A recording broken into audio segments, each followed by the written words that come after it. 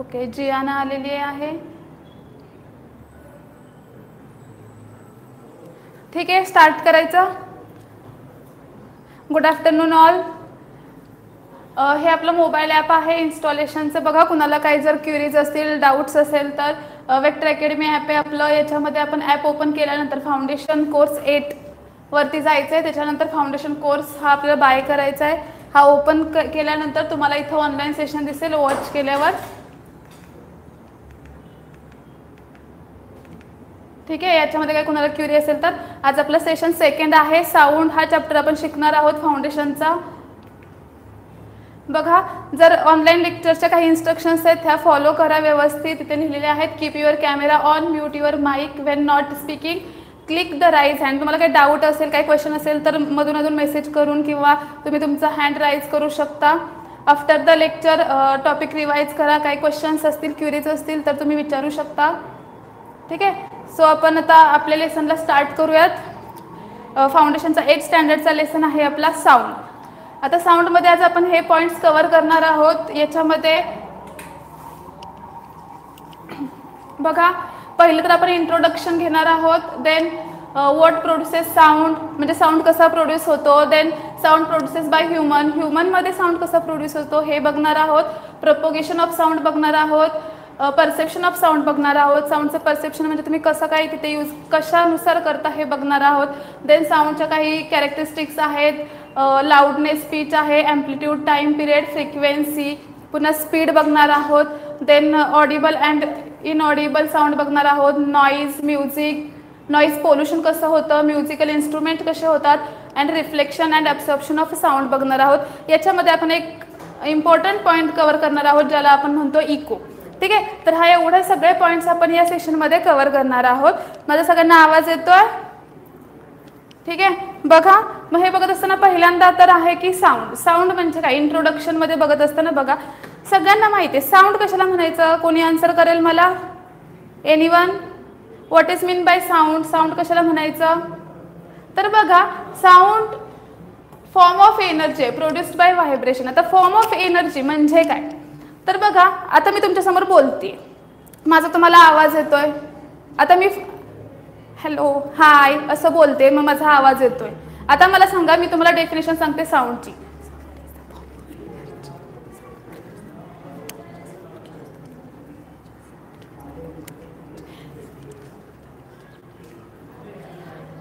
माझा आवाज आला आता? Anyone answer? जियाना, माझा आवाज आला? मी जे काही आता बोलले, मी जे काही साऊंडची डेफिनेशन एक्सप्लेन केली ती तुम्हाला ऐकू आली का?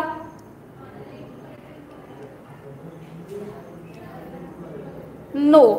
का नाही आली? तर बघा, मी जे काही बोलले हे तुमच्यापर्यंत पोहोचलंच नाही, म्हणून तुम्हाला त्याचा आवाज हा आलेला नाही. हा आवाज कधी येईल? मी जेव्हा काहीतरी बोलली आहे, मी बोलल्यानंतर माझ्या समोर जे काही एअर मॉलिक्युल्स आहेत, हे एअर मॉलिक्युल्स व्हायब्रेट झाले आणि ते पुढं गेले, तेव्हा जाऊन तुम्हाला ऐकू आलं. दॅट मीन्स की साऊंड ही एक एनर्जी आहे, फॉर्म ऑफ एनर्जी आहे, प्रोड्युस्ड बाय द व्हायब्रेशन्स. व्हायब्रेशनने काय होते? प्रोड्यूस होते. अजून सांगायचं झालं तर साऊंड म्हणजे सेन्सेशन ऑफ हिअरिंग. तुमच्या कानाला जे काही ऐकू येतंय ते म्हणजे काय, तर साऊंड आहे. बघा, sound play an important role in our life. आपल्या डेली लाईफमध्ये साऊंडचा खूप मोठा रोल आहे. तुम्हाला जर एकमेकांसोबत कम्युनिकेट करायचं असेल, एकमेकांसोबत बोलायचं असेल, किंवा काही अजून बाकीच्या काही गोष्टी आहेत, गाड्यांचे हॉर्न असतील, किंवा तुम्हाला रस्ता क्रॉस करायचा, समोरून गाडी आली, तुमचं लक्ष नसेल, जर त्याने हॉर्न दिलाच नाही, तुम्हाला ऐकूच नाही आलं, तर काय होईल? म्हणजे आपल्या डेली रुटीनमध्ये सुद्धा साऊंड हा खूप इम्पॉर्टंट रोल काय करतो, प्ले करतो. साऊंडमुळेच आपल्याला वेगवेगळ्या पक्ष्यांचे आवाज ऐकू येतात, ॲनिमल्सचे आवाज ऐकू येतात. आपण एकमेकांसोबत काय करू शकतो? कम्युनिकेट करू शकतो. It helps to communicate with each other. बघा, एकमेकांसोबत कम्युनिकेट करण्यासाठी आपल्याला काय करते? हेल्प करते. Then we hear a wide variety of a sound in our surrounding. आपल्या सराउंडिंगला अशा काही अनेक व्हरायटीज आहेत ज्याच्या थ्रू आपल्याला साऊंडच्या वेगवेगळ्या व्हरायटी बघायला भेटतात. फॉर एक्झाम्पल बघा, इथं तुम्हाला दिलेलं आहे बर्ड्स. बघा, हे बर्ड्स सिंगिंग करतायत, त्यांचा आवाज वेगळा असणार आहे. हा जो कुत्रा आहे तो भुंकतोय त्याचा आवाज वेगळा असणार आहे, बरोबर. तुमच्या आजूबाजूला अजून अशा कार्स असतील, बाईक्स असतील, रोडवरून येणारे जाणारे लोक्स असतील, गोंधळ असेल, प्रत्येकाचा आवाज कसा असतो, वेगवेगळा असतो. हे व्हरायटी आहेत, साऊंडच्या व्हरायटी आहेत. तुम्ही जर एखाद्या गर्दीच्या ठिकाणी गेलात तर तिथे वेगळा हा आवाज येतो, किंवा इवन तुम्ही एखादं फंक्शन असेल, किंवा आता रिसेंटली दिवाळी झाली, दिवाळींमध्ये फटाके फुटले, त्या फटाक्यांचा वेगवेगळा आवाज आला. हे काय आहे तर व्हरायटी ऑफ साऊंड आहे. ठीक आहे. म्हणजे साऊंड म्हणजे काय हे कळलं का?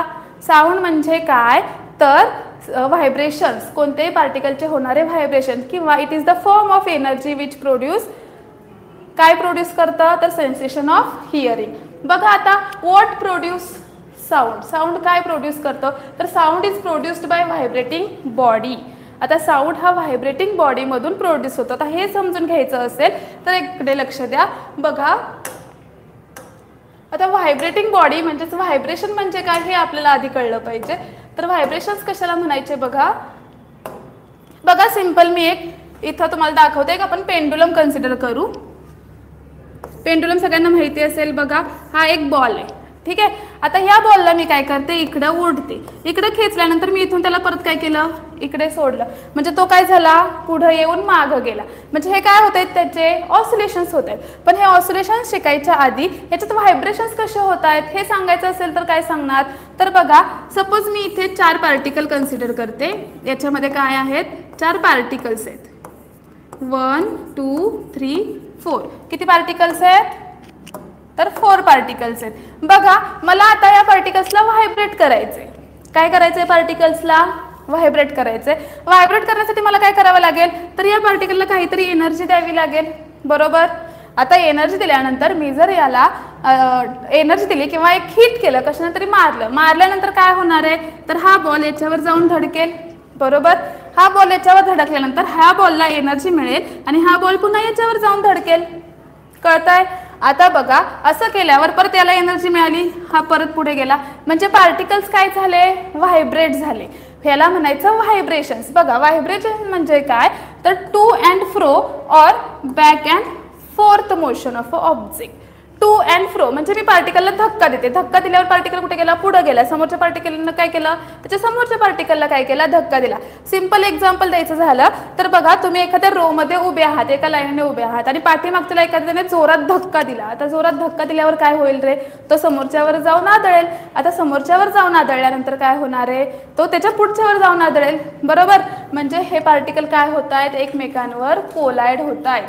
यालाच म्हणायचं व्हायब्रेशन्स. हे व्हायब्रेशन्स काय टू अँड फ्रो मोशन म्हणजे किंवा बॅक अँड फोर्थ मोशन म्हणजे पुढे येत आहेत मागे जात आहेत, पुढे येत आहेत मागे जात आहेत, यालाच म्हणायचं व्हायब्रेशन. सिंपल व्हायब्रेशन्स म्हणजे काय तर vibration is the to and fro or back and forth motion of and object. For example बघा इथं दिलेलं आहे you strike a school bell it vibrates and produces sound.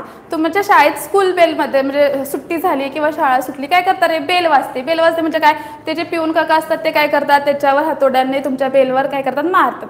मारल्यामुळं काय होतं व्हायब्रेशन्स क्रिएट होतात आणि ह्या व्हायब्रेशन्समुळे काय होतो साऊंड तुमचा प्रोड्यूस होतो.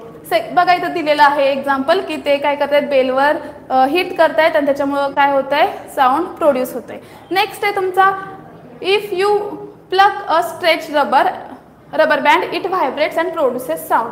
बघा तुम्ही हे करून बघू शकता, घरी सुद्धा करून बघू शकता. एक रबर बँड घ्या, त्याला ओढा आणि सोडा, जोरात ओढायचं आणि सोडायचं. काय होतं तर तो एक साऊंड काय करतो प्रोड्यूस करतो किंवा साऊंड काय करतो क्रिएट करतो. तर साऊंड कसा प्रोड्यूस होतो हे समजलंय का.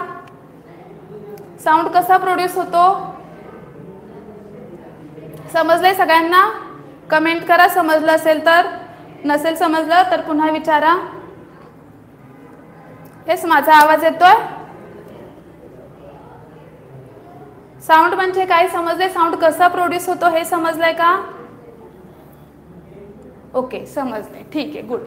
बघा आता नेक्स्ट पॉइंट आहे आपला. जर साऊंड कसा प्रोड्यूस होतो हे समजलं असेल तर साऊंड प्रोड्यूस बाय ह्युमनमध्ये साऊंड कसा प्रोड्यूस होतो.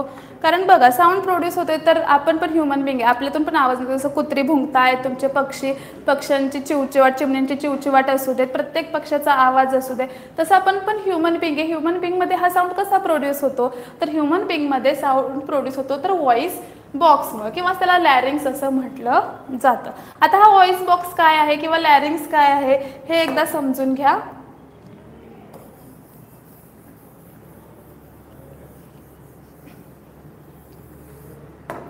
बघा तुमच्या समोर एक डायग्राम दिसते तुम्हाला.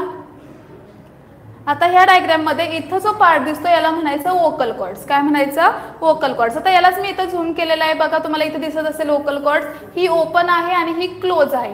याच्यामध्ये वोकल कॉर्ड्स ह्या आहेत, ही एक आणि ही सेकंड वाली, ह्या दोन ज्या आहेत त्या वोकल कॉर्ड्स आहेत. आता या वोकल कॉर्ड्स मध्ये काय होतं की तुमची ही जी वाइंड पाईप आहे, ह्या वाइंड पाईप मधून काय होतं, लंग्स थ्रू येणारी जी एअर आहे ती एअर वर येते. ह्या एअरमुळे हे जे दोन पार्टिकल्स आहेत ते काय होतात, हे जे वोकल कॉर्ड्स आहेत ते काय होतात, व्हायब्रेट होतात. कुणामुळे व्हायब्रेट होतात, तर लंग्स थ्रू वाइंड पाईप मधून वरती येणारी जी एअर आहे त्या एअरमुळे हे दोन पार्टिकल्स, ह्या वोकल कॉर्ड्स काय होतात, तर व्हायब्रेट होतात. हे व्हायब्रेट झाल्यामुळे तुमचा काय क्रिएट होतोय, तर साऊंड क्रिएट होतोय. आता ही जी आहे ही क्लोज आहे आणि ही जी आहे ती काय आहे, ओपन आहे. आता साऊंड प्रोड्यूस होण्यासाठी फक्त ह्या दोन वोकल कॉर्ड्सच इम्पॉर्टंट आहेत का रे? कोणी सांगेल का मला, फक्त ह्या vocal cords through sound produce होतो का, किंवा अजून काही फॅक्टर्स आहेत किंवा अजून काही तुमचे बॉडी पार्ट्स आहेत की ज्याच्यामुळे हा वोकल कॉर्ड तुमचं साऊंड प्रोड्यूस करेल? कोणी सांगू शकेल का? येस, फक्त वोकल कॉर्ड्स थ्रूच तुमचा साऊंड प्रोड्यूस होतो का, किंवा दुसरा कोणता पार्ट आहे त्यातला, किंवा बोन आहे किंवा मसल आहे की त्याच्यामुळे तुमचा साऊंड प्रोड्यूस होऊ शकतो?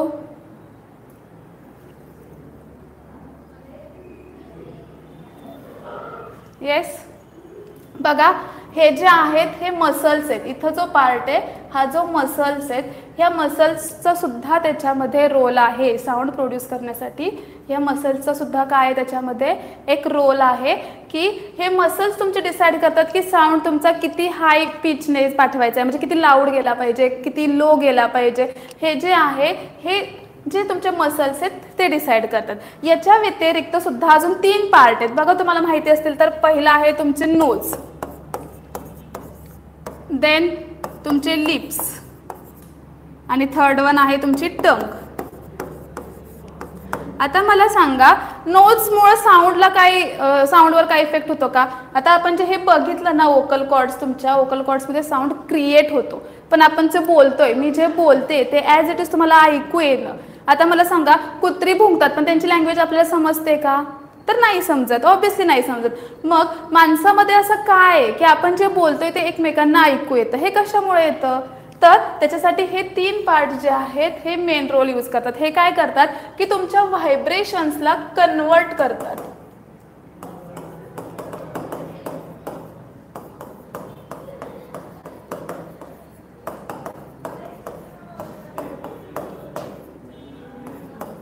ठीक आहे, तुमच्या व्हायब्रेशन्सला कशात कन्वर्ट करतात, तर स्पीचमध्ये कन्वर्ट करतात. कसं करतात बघा, जर नोजच नसेल तर तुमचा आवाज कसा येईल? पकडून बघा, मी नाक धरलं, मी बोलते.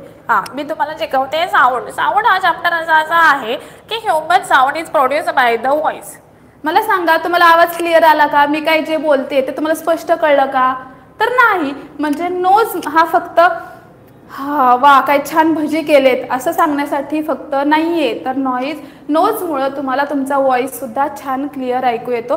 सो नोजचा सुद्धा रोल आहे की हा कन्वर्ट करतोय तुमच्या साऊंड्सला कशामध्ये, स्पीचमध्ये.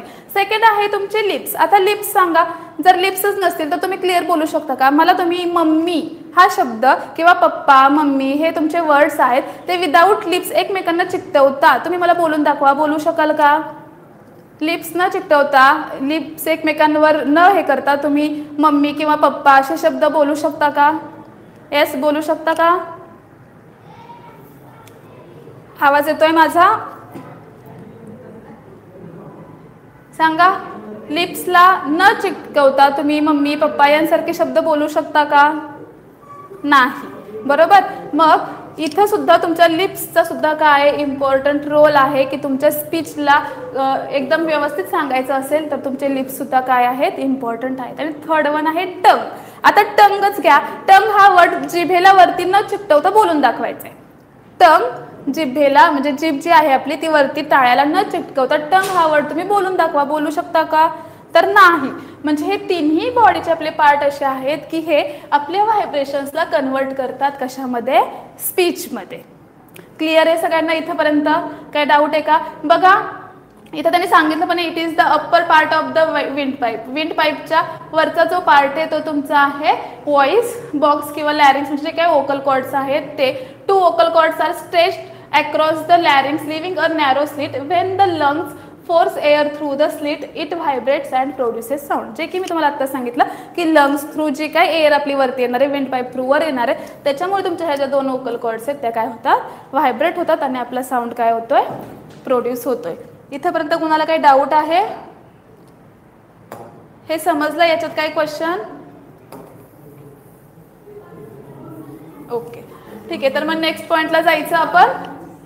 बघा जर साऊंड प्रोड्यूस ट्यून, आता हे कसं प्रोड्यूस झालं तर ह्याच्यानंतरचं आहे की जर साऊंड प्रोड्यूस होतोय तर मग स्पेसमध्ये सुद्धा साऊंड प्रोड्यूस होणार आहे का? बरोबर की इथंच नॉर्मली फक्त आपण क्लासरूममध्ये बोलतो इथंच साऊंड प्रोड्यूस होतो. पाण्यामध्ये गेलं तर साऊंड प्रोड्यूस होणार आहे का? आपल्याला पाण्यामधला आवाज ऐकू येणार आहे का? ह्या सगळ्या गोष्टी आहेत. बरोबर. त्याच्यासाठी आहे की propagation of sound. Propagation of sound म्हणजे की साऊंड कुठे कुठे प्रपोगेट होऊ शकतो. फर्स्ट आहे sound requires a medium to propagate. साऊंडला प्रपोगेट होण्यासाठी कशाची गरज आहे, तर मीडियमची गरज आहे. मग मीडियम कोणतं, तर मीडियम 3 टाईपचे मीडियम आहेत. फर्स्ट आहे तुमचं सॉलिड, लिक्विड्स अँड गॅसेस. बरोबर. आता बघा सॉलिड, लिक्विड आणि गॅसेस मीडियमची का गरज आहे हे जर तुम्हाला बघायचं असेल तर तुम्ही घरी सुद्धा प्रॅक्टिकल हे करून बघू शकता किंवा तुम्ही केलं सुद्धा असेल की आपल्याला 2 ग्लास घ्यायचे आहेत, त्याला एक दोरा बांधायचा आहे आणि दोन्ही दोऱ्यांनी तुम्ही काय करू शकता, एकाने बोलायचं आणि एकाने कानाला लावायचं, तुम्हाला साऊंड ऐकू येतोय का ते बघायचं. इथं काय झालं की तुमचे जे एअर मॉलिक्युल्स आहेत ते एअर मॉलिक्युल्स काय झाले, स्क्रीन इज मुव्हिंग. ओके एकदा चेक करा आता आहे का स्टेबल. नेटवर्क इश्यू असेल. अन्वी एकदा चेक कर.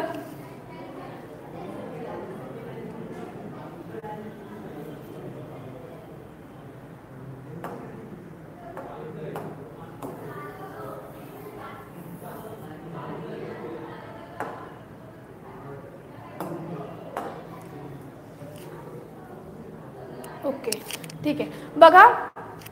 बघा आता इथं आहे की तुम्ही दोन्ही कपला दोरा लावून तुम्ही ऐकू शकता. म्हणजे इथं काय झालं, तुमचे जे एअर पार्टिकल्स आहेत किंवा हा थ्रेड जो आहे त्याच्यात तुम्ही जे बोलताय म्हणजे एअरला काय भेटले की एनर्जी भेटली, ते व्हायब्रेट व्हायला लागले आणि तुम्हाला साऊंड काय झाला, ऐकू आला. इथं सुद्धा तुम्ही एका टेबलवर कान लावा आणि दुसऱ्या बाजूने थाप माराय सांगा, जोरात तिथे काहीतरी माराय सांगा, तुम्हाला आवाज ऐकू येईल.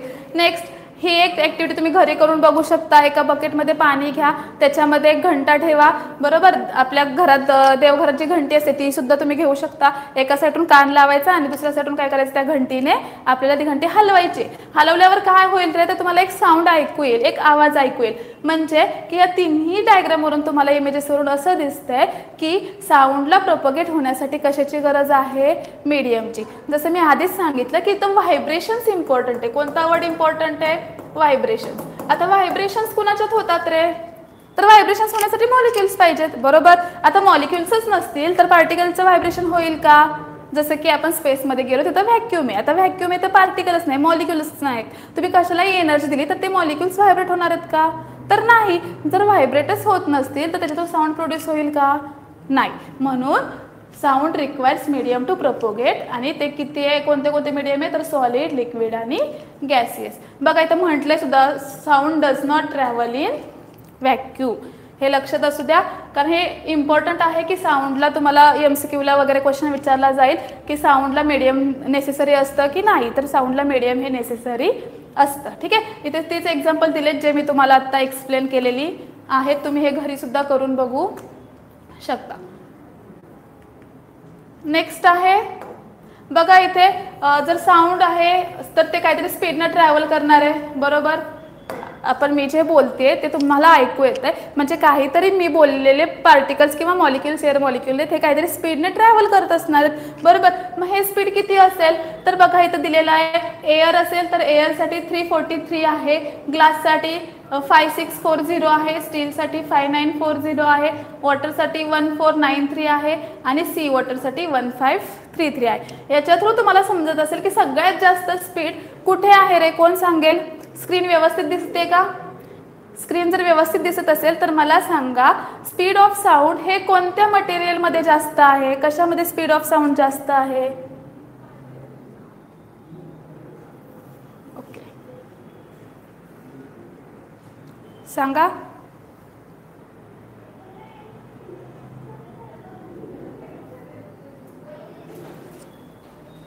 एअरमध्ये बघा, एअरमध्ये आहे 343, ग्लासमध्ये आहे 5640, स्टीलमध्ये आहे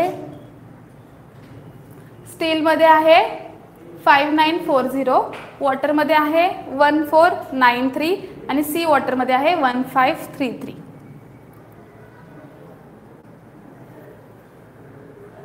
सांगा कशामध्ये स्पीड जास्त असेल? स्पीड ऑफ साऊंड कोणत्या मटेरियलमध्ये जास्त आहे? येस, सगळ्यांना स्क्रीन व्यवस्थित दिसते का? सगळ्यांना स्पीड व्यवस्थित दिसतंय का?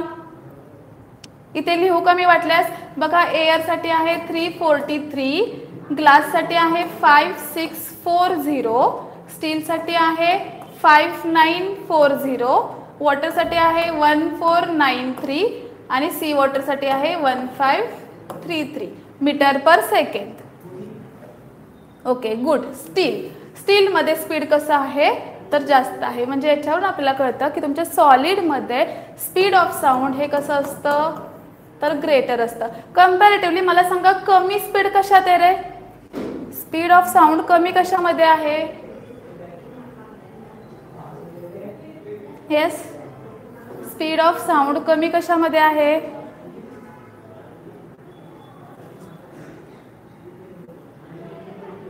ओके, एअरमध्ये. म्हणजे सगळ्यात कमी कशात आहे? एअरमध्ये. मग मध्ये काय राहिलं? लिक्विड. हाही क्वेश्चन तुम्हाला विचारला जातो MCQ साठी, तर हाही लक्षात ठेवा की स्पीड हे सॉलिडमध्ये जास्त असतं, एअरमध्ये खूप कमी असतं. म्हणजे इथं फास्टेस्ट असतं, स्पीड फास्ट म्हणता येईल, इथं लो म्हणता येईल, आणि मध्ये कसं आहे? मॉडरेट आहे. कळतंय? ठीक आहे. म्हणजे हे होतं की डिफरंट मटेरियलमध्ये स्पीड ऑफ साऊंड हे कसं असतं ते. इथंपर्यंत क्लिअर आहे?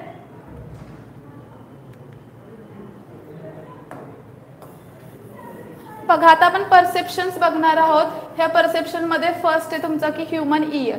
आता हे झालं की ह्युमनमध्ये व्हॉइस कसा क्रिएट होतो, साऊंड कसा प्रोड्यूस होतो हे बघितलं आपण. कसा प्रोड्यूस होतो कोण सांगेल मला? ह्युमनमध्ये व्हॉइस कसा प्रोड्यूस होतो?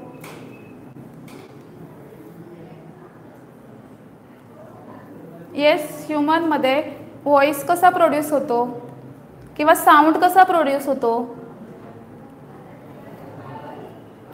बोला.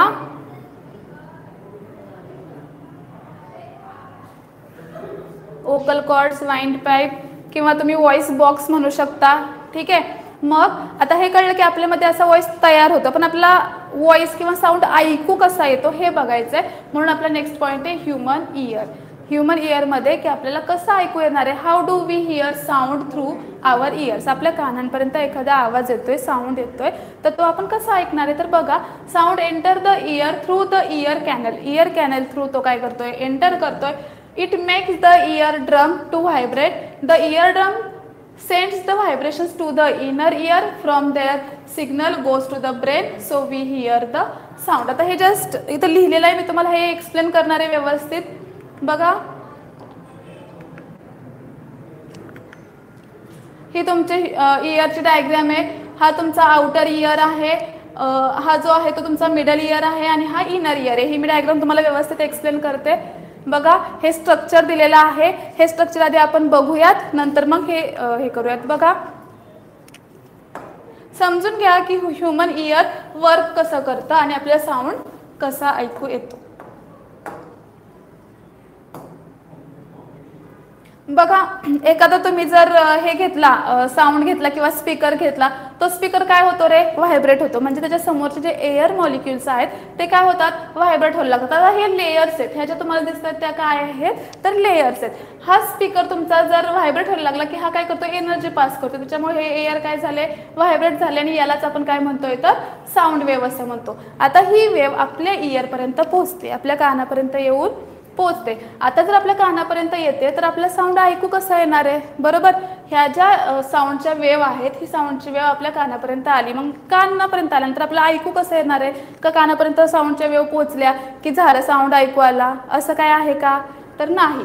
हे करण्यासाठी की आपल्या कानाचं फंक्शन शिकावं लागेल. तर कानाचं फंक्शन शिकत असताना हे 3 पार्टमध्ये आपला काय केलेलं आहे, इयर डिवाइड केलेला आहे. त्यामधला हा जो आहे तो तुमचा फर्स्ट पार्ट आहे, ठीक आहे. हा फर्स्ट पार्ट हा तुमचा इयर आहे. सेकंड पार्ट ह्याला मिडल इयर म्हटलं जातं आणि ह्याला इनर इयर म्हटलं जातं, ठीक आहे. आता ह्याच्यातला एक स्टेप बाय स्टेप आपण फर्स्ट पार्ट बघू. जेव्हा तुमचे हे जे एअर मॉलिक्युल्स आहेत ते तुमच्या इथे येतात, हा जो पार्ट याला पिना म्हटलं जातं. काय म्हटलं जातं, पिना म्हटलं जातं. पिना काय करतं की हे जे एअर मॉलिक्युल्स आलेत, ह्या एअर मॉलिक्युल्सला एकत्र करतं. इथं येऊन सगळे एअर मॉलिक्युल्स काय होतात, जमा होतात आणि ऑडिटरी कॅनलमधून ते काय होतात, इथे पास होतात, ठीक आहे. आता हे जे एअर मॉलिक्युल्स आहेत, हे एअर मॉलिक्युल्स एकमेकांमध्ये काय होत आहेत, तर व्हायब्रेट होत आहेत. आता व्हायब्रेट झाल्यानंतर इथं आल्यानंतर तुम्हाला हे ग्रीन कलरचं दिसतंय, याला म्हटलं जातं इयर ड्रम. आता इयर ड्रम का म्हणायचं, तर याचं स्ट्रक्चर हे लाईक एका ड्रम सारखं असतं बघा. ह्याचा हा जो ड्रमची वरची स्किन आहे किंवा वरची जी लेअर आहे, सेम तशीच याची काय असते, एक लेअर असते. या लेअरवर हे जे एअर मॉलिक्युल्स जर व्हायब्रेट होत असतील, ही खूप सेन्सिटिव्ह आहे. ही जी दिसते तुम्हाला ग्रीनमध्ये, ज्याला आपण इयर ड्रम म्हटलं, ही कशी आहे, खूप सेन्सिटिव्ह आहे. आणि सेन्सिटिव्ह असल्यामुळे काय होतं की येणारे व्हायब्रेशन्स जे आहेत, हे व्हायब्रेशन्स त्याच्यावर जेव्हा हिट होतात किंवा त्याच्यावर पडतात, तेव्हा तो ड्रम, इयर ड्रमसुद्धा काय व्हायला लागतो, व्हायब्रेट व्हायला लागतो. आणि तो व्हायब्रेट झाल्यामुळं काय होतं की तो काय करतो, हे व्हायब्रेशन्स पुढे पास करतो. बघा हे एअर मॉलिक्युल्स याच्यावर पडले. आता हा जो ड्रम आहे हा पण काय झाला, व्हायब्रेट झालेला तुम्हाला दिसेल, ठीक आहे. आता हा झाल्यानंतर हे जे 3 पार्ट, त्याला आपण ऑसिकल्स असं म्हणतो. हे ऑसिकल्स 3 पार्टपासून बनलेले आहेत. त्या 3 पार्टला आपण इथं शो केलेलं आहे, एक हे देऊन, इमेज देऊन. बघा हे ॲक्च्युली असे दिसतात. ह्या तिघांना आपण वेगवेगळी नावं देतो. हा जो आहे तुमचा हा हॅमर सारखा दिसतो बघा. मालूस, इनकस आणि स्टॅपिस हे 3 आहेत. 3 मधला हा तुमचा हॅमर आहे, अॅनविल आहे आणि ह्या स्ट्रिपर्स आहे. आता हे जे बघायचं झालं तर तुम्ही जर घोड्यावर चढत असाल तर बघा चढताना तुम्हाला लागतं, तर पाय तुम्ही ठेवून चढता, त्या टाईपचं हे आहे. याला म्हटलं जातं स्टिरप्स, ठीक आहे. आता ह्या 3 पार्टमुळे काय होतं की तुमचे हे जे व्हायब्रेशन्स आहेत, हे व्हायब्रेशन तुमच्या इनर इयरमध्ये काय केले जातात, पाठवले जातात. आता फक्त एवढंच काम आहे का की हे येणाऱ्या व्हायब्रेशन्सला इथं पाठवायचं, तर नाही. हे 3 ऑसिकल्स काय करतात, तर तुमच्या येणाऱ्या साऊंडच्या व्हायब्रेशन्सला ॲम्प्लिफाय करून किंवा इन्क्रीज करून पुढं पाठवतात. आता तुम्हाला प्रश्न पडला असेल की याला इन्क्रीज का करायचा, तर इन्क्रीज करायचं कारण की हा जो पार्ट, ब्ल्यूइश पार्ट दिसतोय, हा कशापासून बनलेला आहे, तर तिथं लिक्विड आहे, एअर नाही. मग लिक्विड असेल तर तुम्हालाही माहिती आहे की जर तुम्ही मला सांगा, नॉर्मली तुम्ही हवेत हात वगैरे चालवत असाल किंवा तुम्ही पोहायला जाताय, विहिरीत उडी मारली, त्यावेळी काय होतं, तुम्हाला जास्त फोर्स लावावा लागतो, बरोबर. जास्त हातपाय मारावे लागतात, जास्त एनर्जी लावावी लागते. म्हणजे इथं तुम्हाला जास्त प्रेशर ॲप्लाय करायला लागणार आहे. मग हे जास्त प्रेशर ॲप्लाय करण्यासाठी तुमचे जे ऑसिकल्स असतात, ते ऑसिकल्स काय करतात, तर जास्त प्रेशर पाठवण्याचं किंवा ॲम्प्लिफाय करून किंवा त्या व्हायब्रेशन्सला इन्क्रीज करण्याचं काम करतात. बघा तुम्हाला हे 3 दिसत असतील. हा लो ॲम्प्लिफिकेशन थ्रू हाय ॲम्प्लिफिकेशनला जातो. हा 20 पटीने आपण काय करू शकतो, इन्क्रीज करू शकतो. का, तर सुरुवातीला येणारा जर तुम्ही बघितला तर इथं फोर्स कसा आहे, जास्त आहे. सेम फोर्स इथं सुद्धा आहे तुमचा, ठीक आहे. आता याच्यात आणि याच्यात दोघांमध्ये जर बघितलं तर फोर्स सेम आहे, बरोबर. फोर्स सेम असला तर इथून येणारे जे व्हायब्रेशन्स आहेत ते सेम येणार आहेत. पण हा जो एरिया आहे आणि हा जो एरिया आहे तो जर बघितला तर कम्पॅरेटिव्हली हा एरिया कसा आहे, कमी आहे, बरोबर. मग तुम्हालाही माहिती आहे pressure is equals to force per unit area. जर एरिया कमी केला तर प्रेशर ऑटोमॅटिकली काय होणार आहे, इन्क्रीज होणार आहे. त्याच्यामुळे हे काय करताय, ॲम्प्लिफाय करताय, ठीक आहे. आता याच्यानंतर इथंपर्यंत आल्यानंतर तुमचे जे काही व्हायब्रेशन्स आहेत ते या पार्टमध्ये आल्यानंतर इथं ते 3 रिंग आहेत. ह्या ज्या तुम्हाला 3 दिसतात त्या काय आहेत, 3 रिंग आहेत. ह्या 3 रिंग काय करतात, ते जे काही तुम्ही चालता बोलता ज्या काही ॲक्टिव्हिटी करता तेव्हा तुम्हाला बॅलन्स करण्यासाठी याचा यूज आहे. याचा जास्त, त्यामुळे आपण याचा काही जास्त स्टडी करणार नाही, कारण साऊंड प्रोड्यूस करण्यासाठी आपल्याला जास्त इम्पॉर्टंट पार्ट आहे तो हा आहे. हे जर तुम्हाला बघितलं तर हे स्ट्रक्चर तुम्हाला स्नेल सारखं दिसतंय, बरोबर. आता या स्नेल्स थ्रू काय होतं, तुमचे जे काही पार्टिकल्स आहेत ते इथून, त्याला कोशिला म्हटलं जातं, इथून हे पार्टिकल काय करतात, पुढे केले जातात. आता इथून डायरेक्ट तुम्हाला साऊंड ऐकू येत नाही. इथं काय होतं की तुमच्या ह्या ऑसिकल्स थ्रू जो तुमचा कॉक्युलिया आहे याच्या थ्रू काय होतं तर तुमचा येणारा साऊंड आहे हा इलेक्ट्रिक एनर्जीमध्ये कन्वर्ट होतो. कशामध्ये कन्वर्ट होतो? इलेक्ट्रिक एनर्जीमध्ये. म्हणजे इथून तुमचे जे व्हायब्रेशन्स आहेत ते इलेक्ट्रिक एनर्जीमध्ये कन्वर्ट होतात. देन ते पुढे जाऊन तुमच्या ब्रेनपर्यंत पोहोचतात आणि देन तुम्हाला काय ऐकू येतो तर साऊंड ऐकू येतो. इथंपर्यंत हे स्ट्रक्चर व्यवस्थित समजलंय का? अशा प्रकारे तुमचा जो ह्युमन आहे बघा इथं तुमचा ब्रेन दिलेला आहे आणि तो तुमच्या ऑडिटरी नर्व्स थ्रू काय झालेला आहे पूर्ण ज्या काही सिग्नल आहे तो सिग्नल काय केला जातो ब्रेनपर्यंत पोहोचवला जातो. ठीक आहे, इथंपर्यंत समजलंय का? साऊंड इयरमध्ये कसा आपल्या काना थ्रू आपल्याला कसा ऐकू येतो म्हणजे साऊंड कानांमधून कसा ऐकू येतो इयरचं फंक्शन वर्किंग स्ट्रक्चर समजलंय का? ओके समजले. ठीक आहे, नेक्स्ट आहे properties of a sound wave. आता प्रॉपर्टीज ऑफ साऊंड वेव्ह शिकण्याआधी मला सांगा आपण आतापर्यंत जे काही पॉईंट्स बघितले पार्ट्स बघितले त्याच्यामध्ये मला सांगा साऊंड कशाला म्हणतात. आपण तर हे रिपीट करू थोडंसं म्हणजे नेक्स्ट पॉईंटला जाऊ कारण पुढे जाऊन तेच आपल्याला लागणार आहे. तर मला सांगा साऊंड कशाला म्हणतात. येस, साऊंड कसा प्रोड्यूस होतो.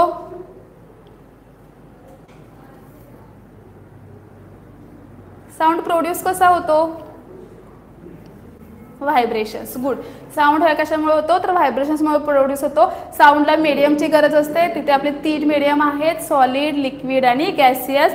स्पीड ऑफ साऊंड हे सॉलिडमध्ये जास्त असतं आणि गॅसेसमध्ये कमी असतं लिक्विडमध्ये मॉडरेट असतं. ठीक आहे, नेक्स्ट आहे आपल्या properties of the sound wave. आता प्रॉपर्टीज ऑफ साऊंड वेव्ह बघत असताना फर्स्ट प्रॉपर्टी आपली टाइम पिरियड. ठीक आहे, नेक्स्ट आहे frequency then amplitude then wavelength आणि फिफ्थ वन आहे वेव स्पीड. आता आपल्या ह्या प्रॉपर्टीज इथे स्टेप बाय स्टेप एक एक बघायचं आहे की टाइम पिरियड कशाला म्हणायचं फ्रिक्वेन्सी कशाला म्हणायचं ॲम्प्लिट्यूड म्हणजे काय वेवलेंथ म्हणजे काय आणि वेव स्पीड म्हणजे काय. तर आपण स्टेप बाय स्टेप एक एक बघूया. फर्स्ट बघूयात टाइम पिरियड ऑफ साऊंड. आता बघा टाइम पिरियड ऑफ साऊंड बघण्यासाठी आपल्याला एक सिम्पल एक प्रॅक्टिकली पण तुम्ही बघू शकता. तुम्ही घरात एखादा बॉल घ्या चेंडू घ्या त्याला दोरी बांधा बरोबर आणि हातात घेतल्यानंतर त्याला जस्ट काय करायचे ऑसिलेशन्स करायचे. तुमचा बॉल इथे एका स्ट्रिंगला मी फिक्स केलाय बरोबर ओ या पॉईंटला काय केलेलं आहे फिक्स्ड केलाय. फिक्स केल्यानंतर ह्या बॉबला काय केलं मी इकडे ओढलं देन सोडून दिलं. आता मी ओढून सोडून दिल्यानंतर काय होईल तो इकडे येईल म्हणजे बघा हा इकडे आला मी सोडला तो तिकडे गेला परत इकडे येईल परत इकडे जाईल बरोबर. म्हणजे हे काय होत आहेत तर ऑसिलेशन्स होत आहेत. काय होत आहेत ऑसिलेशन्स होतात. आता हे ऑसिलेशन्स होत असताना त्याची मेन पोझिशन कोणती होती तर बी म्हणजे हा सेंटर आहे ना बरोबर. हा बॉल आहे ह्या बॉलच्या इथं तो आहे ही त्याची काय झाली मेन पोझिशन झाली. आता मी त्याला इकडे ओढलाय आणि सोडून दिलाय. सोडून दिल्यामुळे काय झाला तो ऑसिलेट व्हायला लागला बरोबर. इव्हन तुम्ही झुल्यावर बसता पाठीमागून एकाने झुला दिला झोका दिला की तुम्ही पुढे जाता परत मागे येता परत पुढे जाता बरोबर. हे काय तुमचे ऑसिलेशन्स आहेत. मग या ऑसिलेशन्समध्ये तुमचा टाइम पिरियड कसा काउंट करणार तर बघा time taken for one oscillation is called as time period. म्हणजे इथून इथं येऊन परत तो इथं जातोय म्हणजे त्याच्या मेन पोझिशनला तो पुन्हा माघारी येतो त्याला म्हणायचं कंप्लीट वन ऑसिलेशन. म्हणजे बघा बॉल इथून गेला परत आला हे झालं तुमचं वन ऑसिलेशन. ह्या वन ऑसिलेशनला आपण काय म्हणतोय लागणारा जो काही वेळ आहे त्याला म्हणायचं टाइम पिरियड. आणि टाइम पिरियड आपण कॅपिटल टी ने काय करत असतो रिप्रेझेंट करत असतो. आणि तुम्हाला सगळ्यांना माहिती आहे टाइम कशात मेजर केला जातो टाइमचं युनिट काय टाइम कशात मेजर केला जातो तर टाइम हा सेकंदमध्ये मेजर केला जातो. ठीक आहे, आता मी हे तुम्हाला एका बॉल थ्रू ऑसिलेशन थ्रू दाखवलं. आता बघा हीच आहे तर ही एक वेव आहे. सपोज काय काढूयात आपण ही वेव काढूयात. ठीक आहे, आता ह्या वेव थ्रू जर तुम्हाला टाइम पिरियड काढायचा असेल तर कुठून कुठं मेजर करणार तर बघा ही झाली तुमची जी याच्यात दाखवली आहे ही जी मी ब्लॅक लाईन दाखवते याला म्हणायचं मेन पोझिशन.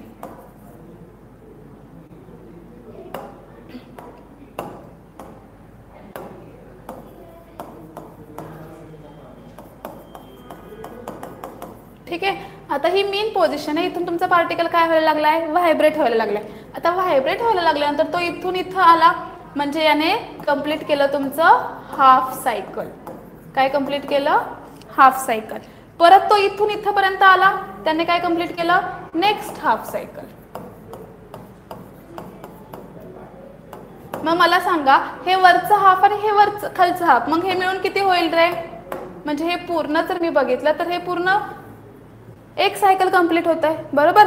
मग ह्या एका कंप्लीट सायकलला लागणारा जो काही टाईम आहे त्याला म्हणायचं टाईम पिरियड. कळलं का? कशाला म्हणायचं टाईम पिरियड? तर तुमचं पार्टिकल व्हायब्रेट होत असताना त्याने जे कंप्लीट ऑसिलेशन केलेलं आहे किंवा एक कंप्लीट सायकल केलेली आहे त्या सायकलला आपण काय म्हणतोय, त्या सायकल कंप्लीट करण्यासाठी लागणारा जो काही वेळ आहे त्याला म्हणायचं टाईम पिरियड. आणि हा टाईम पिरियड आपण कॅपिटल टी ने रिप्रेझेंट करतो. याचं युनिट आहे सेकंड. सगळ्यांना समजलंय? टाईम पिरियड एकदम सिंपल डेफिनेशन आहे आणि याच्यावरच रिलेटेड तुमची काय आहे नेक्स्ट फ्रिक्वेन्सी असणार आहे. तर टाईम पिरियड समजलंय सगळ्यांना? बघा नेक्स्ट पॉइंट आहे तुमचा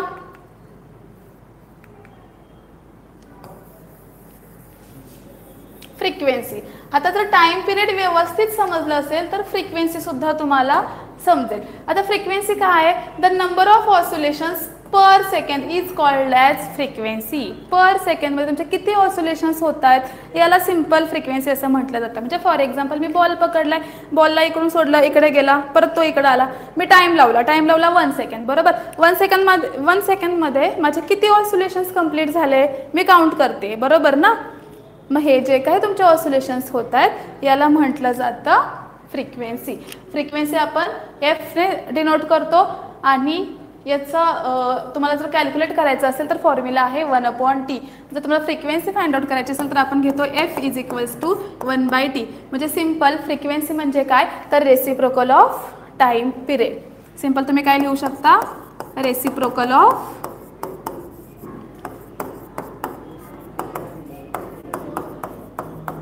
time period is called as frequency. किंवा असंही सांगू शकता the number of oscillations per second is called as frequency. कोणतीही डेफिनेशन सांगा, दोन्हीही तुमच्या करेक्ट असणार आहेत. कॅल्क्युलेट करायचं झालं तर 1/t, बरोबर. आणि फ्रिक्वेन्सीचं युनिट आहे हर्ट्स. फ्रिक्वेन्सी कशात कॅल्क्युलेट केली जाते तर हर्ट्समध्ये कॅल्क्युलेट केली जाते. बघा नंबर ऑफ ऑसिलेशन्स की मी हा बॉल इथं घेतला, इथून सोडला, टाइम लावलाय, 1 सेकंडमध्ये किती ऑसिलेशन्स होत आहेत मी काउंट करते, बरोबर.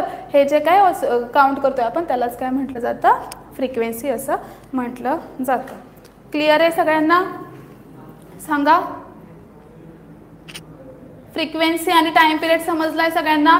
हा खूप इम्पॉर्टंट पार्ट आहे. पुढे जर तुम्ही 11th-12thला गेलात तर याच्यावरच बेस्ट खूप सारे क्वेश्चन्स असतात. सो ही कन्सेप्ट तुम्हाला समजणं खूप इम्पॉर्टंट आहे. याच्यामध्ये काही डाऊट असेल तर मला पुन्हा विचारा. येस, टाइम पिरियड आणि फ्रिक्वेन्सीमध्ये कुणाला काही डाऊट आहे का?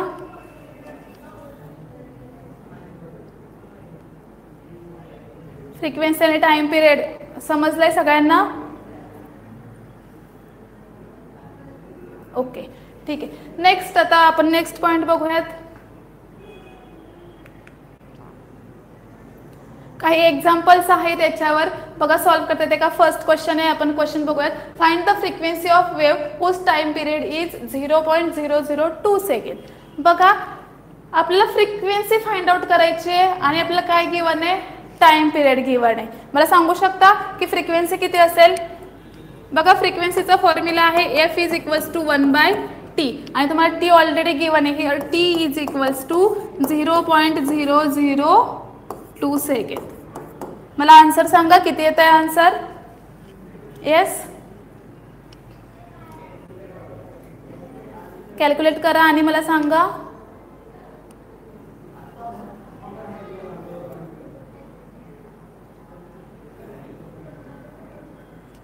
किती येईल फ्रिक्वेन्सी? बघा सिंपल इथं व्हॅल्यू पुट करा. 1/0.002 डिव्हिजन करता येईल का? सांगा आन्सर किती येत आहे?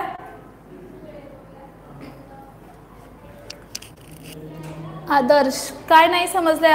आदर्श नो म्हणतोय. आदर्श काय नाही समजलंय? चला सांगा पटकन.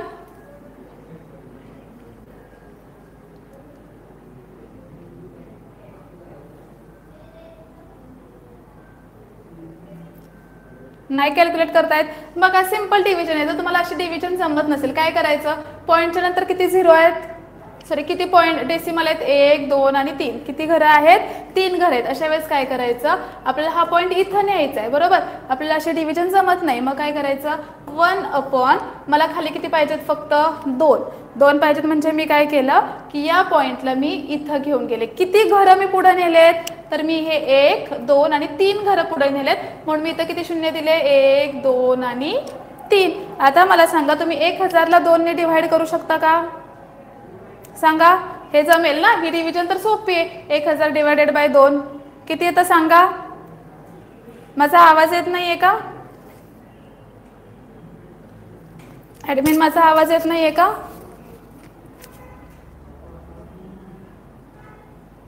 येस,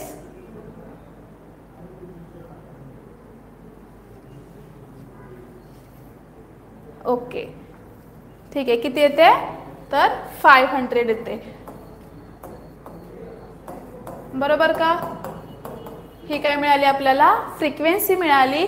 फ्रिक्वेन्सीचं युनिट काय आहे, हर्ट्ज आहे. म्हणजे F = 500 हर्ट्ज. समजलंय का हे. म्हणजे अशा प्रकारचे छोटे छोटे क्वेश्चन सुद्धा तुम्हाला विचारले जाऊ शकतील, ज्याच्यात तुम्हाला टाइम पिरियड दिला आहे आणि तुम्हाला काय कॅल्क्युलेट करायची आहे, तर फ्रिक्वेन्सी कॅल्क्युलेट करायची. नेक्स्ट क्वेश्चन आहे बघा, if the frequency of sound is 100 hertz finds the time period. तुम्हाला आता काय गिवन आहे, फ्रिक्वेन्सी गिवन आहे आणि तुम्हाला फाइंड आउट काय करायचं आहे, टाइम पिरियड फाइंड आउट करायचा आहे. आता आपण बघितलंय बघा, इथे मी तुम्हाला सांगते, आपण फ्रिक्वेन्सीचा फॉर्म्युला बघितलाय 1/T.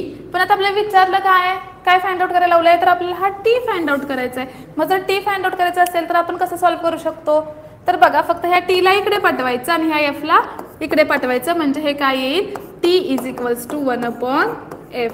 म्हणजे इथं तुम्हाला टाइम पिरियडचा सुद्धा फॉर्म्युला मिळतो. Time period is nothing but reciprocal of frequency. म्हणजे काय व्हॅल्यू आहे ती पुट करा आणि मला सांगा टीची व्हॅल्यू काय येते. T = 1/100 hertz. म्हणजे टाइम पिरियड किती आला सांगा. येस, आन्सर करा पटकन, किती आलाय सांगा. टाइम किती होतोय, 1/100 म्हणजेच किती सेकंड झाले, किती टाइम लागणार आहे एवढ्या ऑसिलेशन साठी, बोला बोला पटपट. 1/100 सिंपल डिव्हिजन आहे. 1/100 म्हणजे 100 का सांगा. 100 ने डिव्हिजन करायचे ना आपल्याला. तुम्हाला अशी डिव्हिजन जमत नसेल तर सुरुवातीला तुम्ही अशी ही डिव्हिजन करा. 100 ने डिवाइड करायचे, 100 इथं लिहिले, 1 इथं लिहिले बरोबर. किती जाते डिव्हिजन सांगा. पहिल्यांदा 0 0 1 बरोबर. आता आहे का, पॉइंट द्या. इथं 10 झाले, परत 0ची डिव्हिजन, परत कितीची लागणार आहे, इथं 0 घेतल्यावर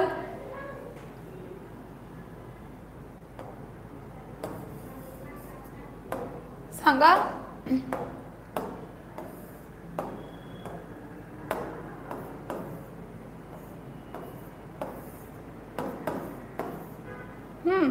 वनची डिव्हिजन लागेल.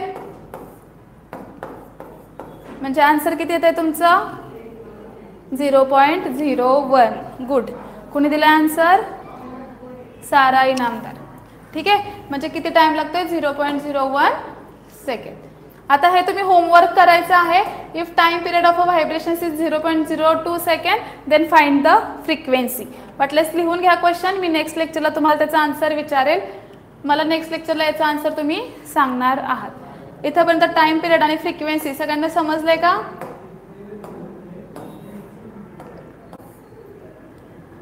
जायचं पुढे. बघा नेक्स्ट आहे ॲम्प्लिट्यूड ऑफ साऊंड वेव्ह. आता साऊंड वेव्हचे ॲम्प्लिट्यूड, आता हा तुमच्यासाठी नवीन पार्ट असेल. ॲम्प्लिट्यूड कशाला म्हणायचं, the maximum displacement of an oscillating body from its mean position is called as amplitude. आता बघा ही झाली डेफिनेशन. पण समजून घ्यायचं असेल तर मला सांगा, ही डायग्राम सगळ्यांना दिसते का, ही क्लिअर आहे का डायग्राम.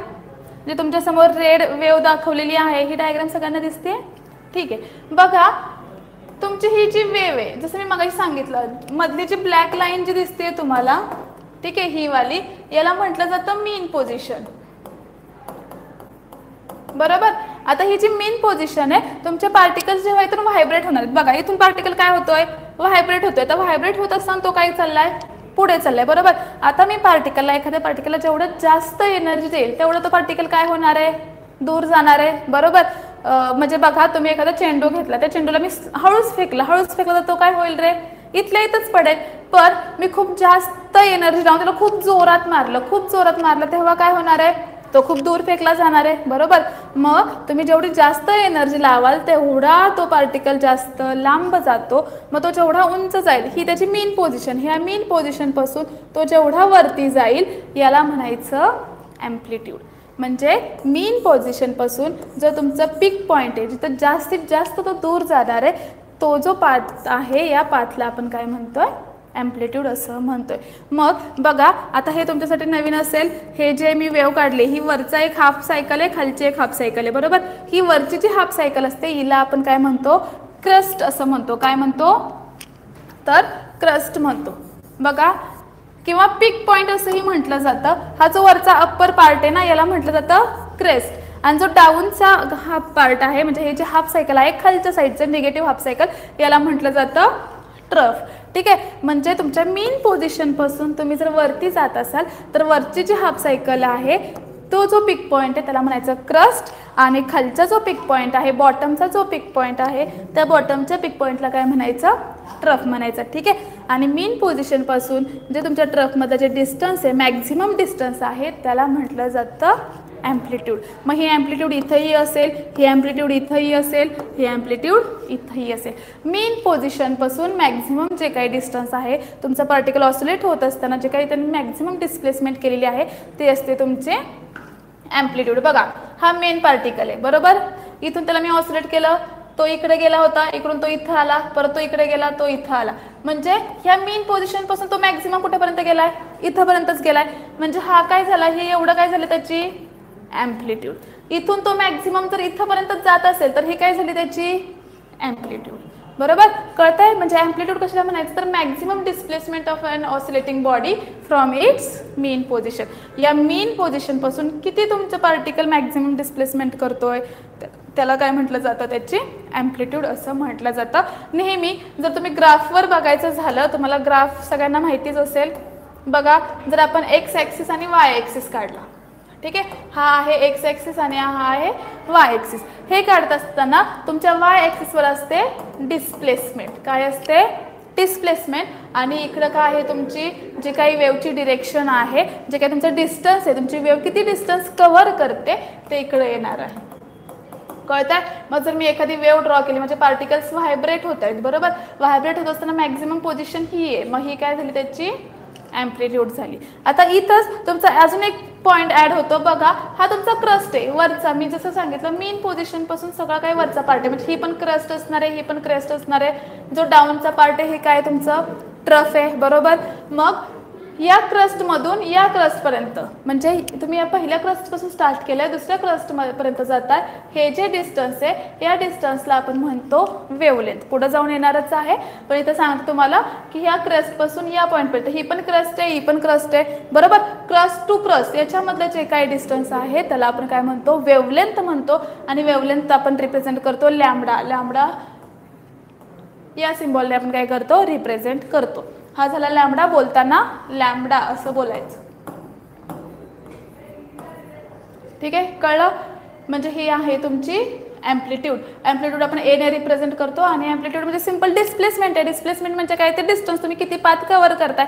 मग हे आपण कशात मोजतो, तर मीटरमध्ये मोजतो. कळलं इथंपर्यंत सगळ्यांना.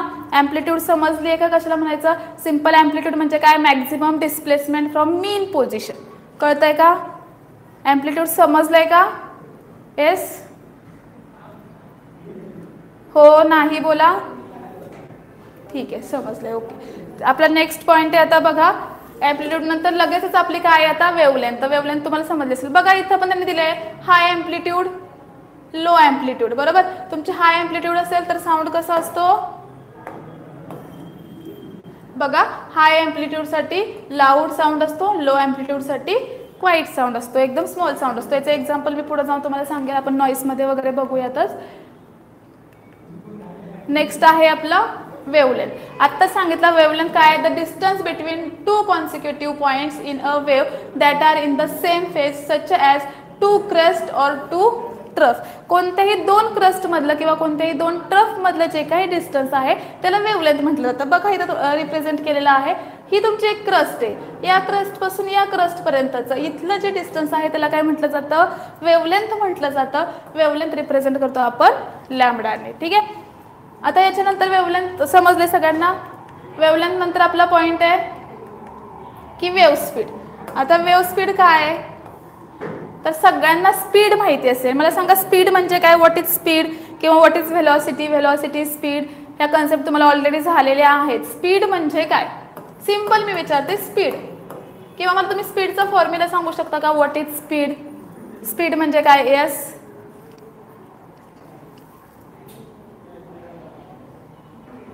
ओके. नेम्स दिसत नाही आहेत का, बघा मी लिहिते इथे.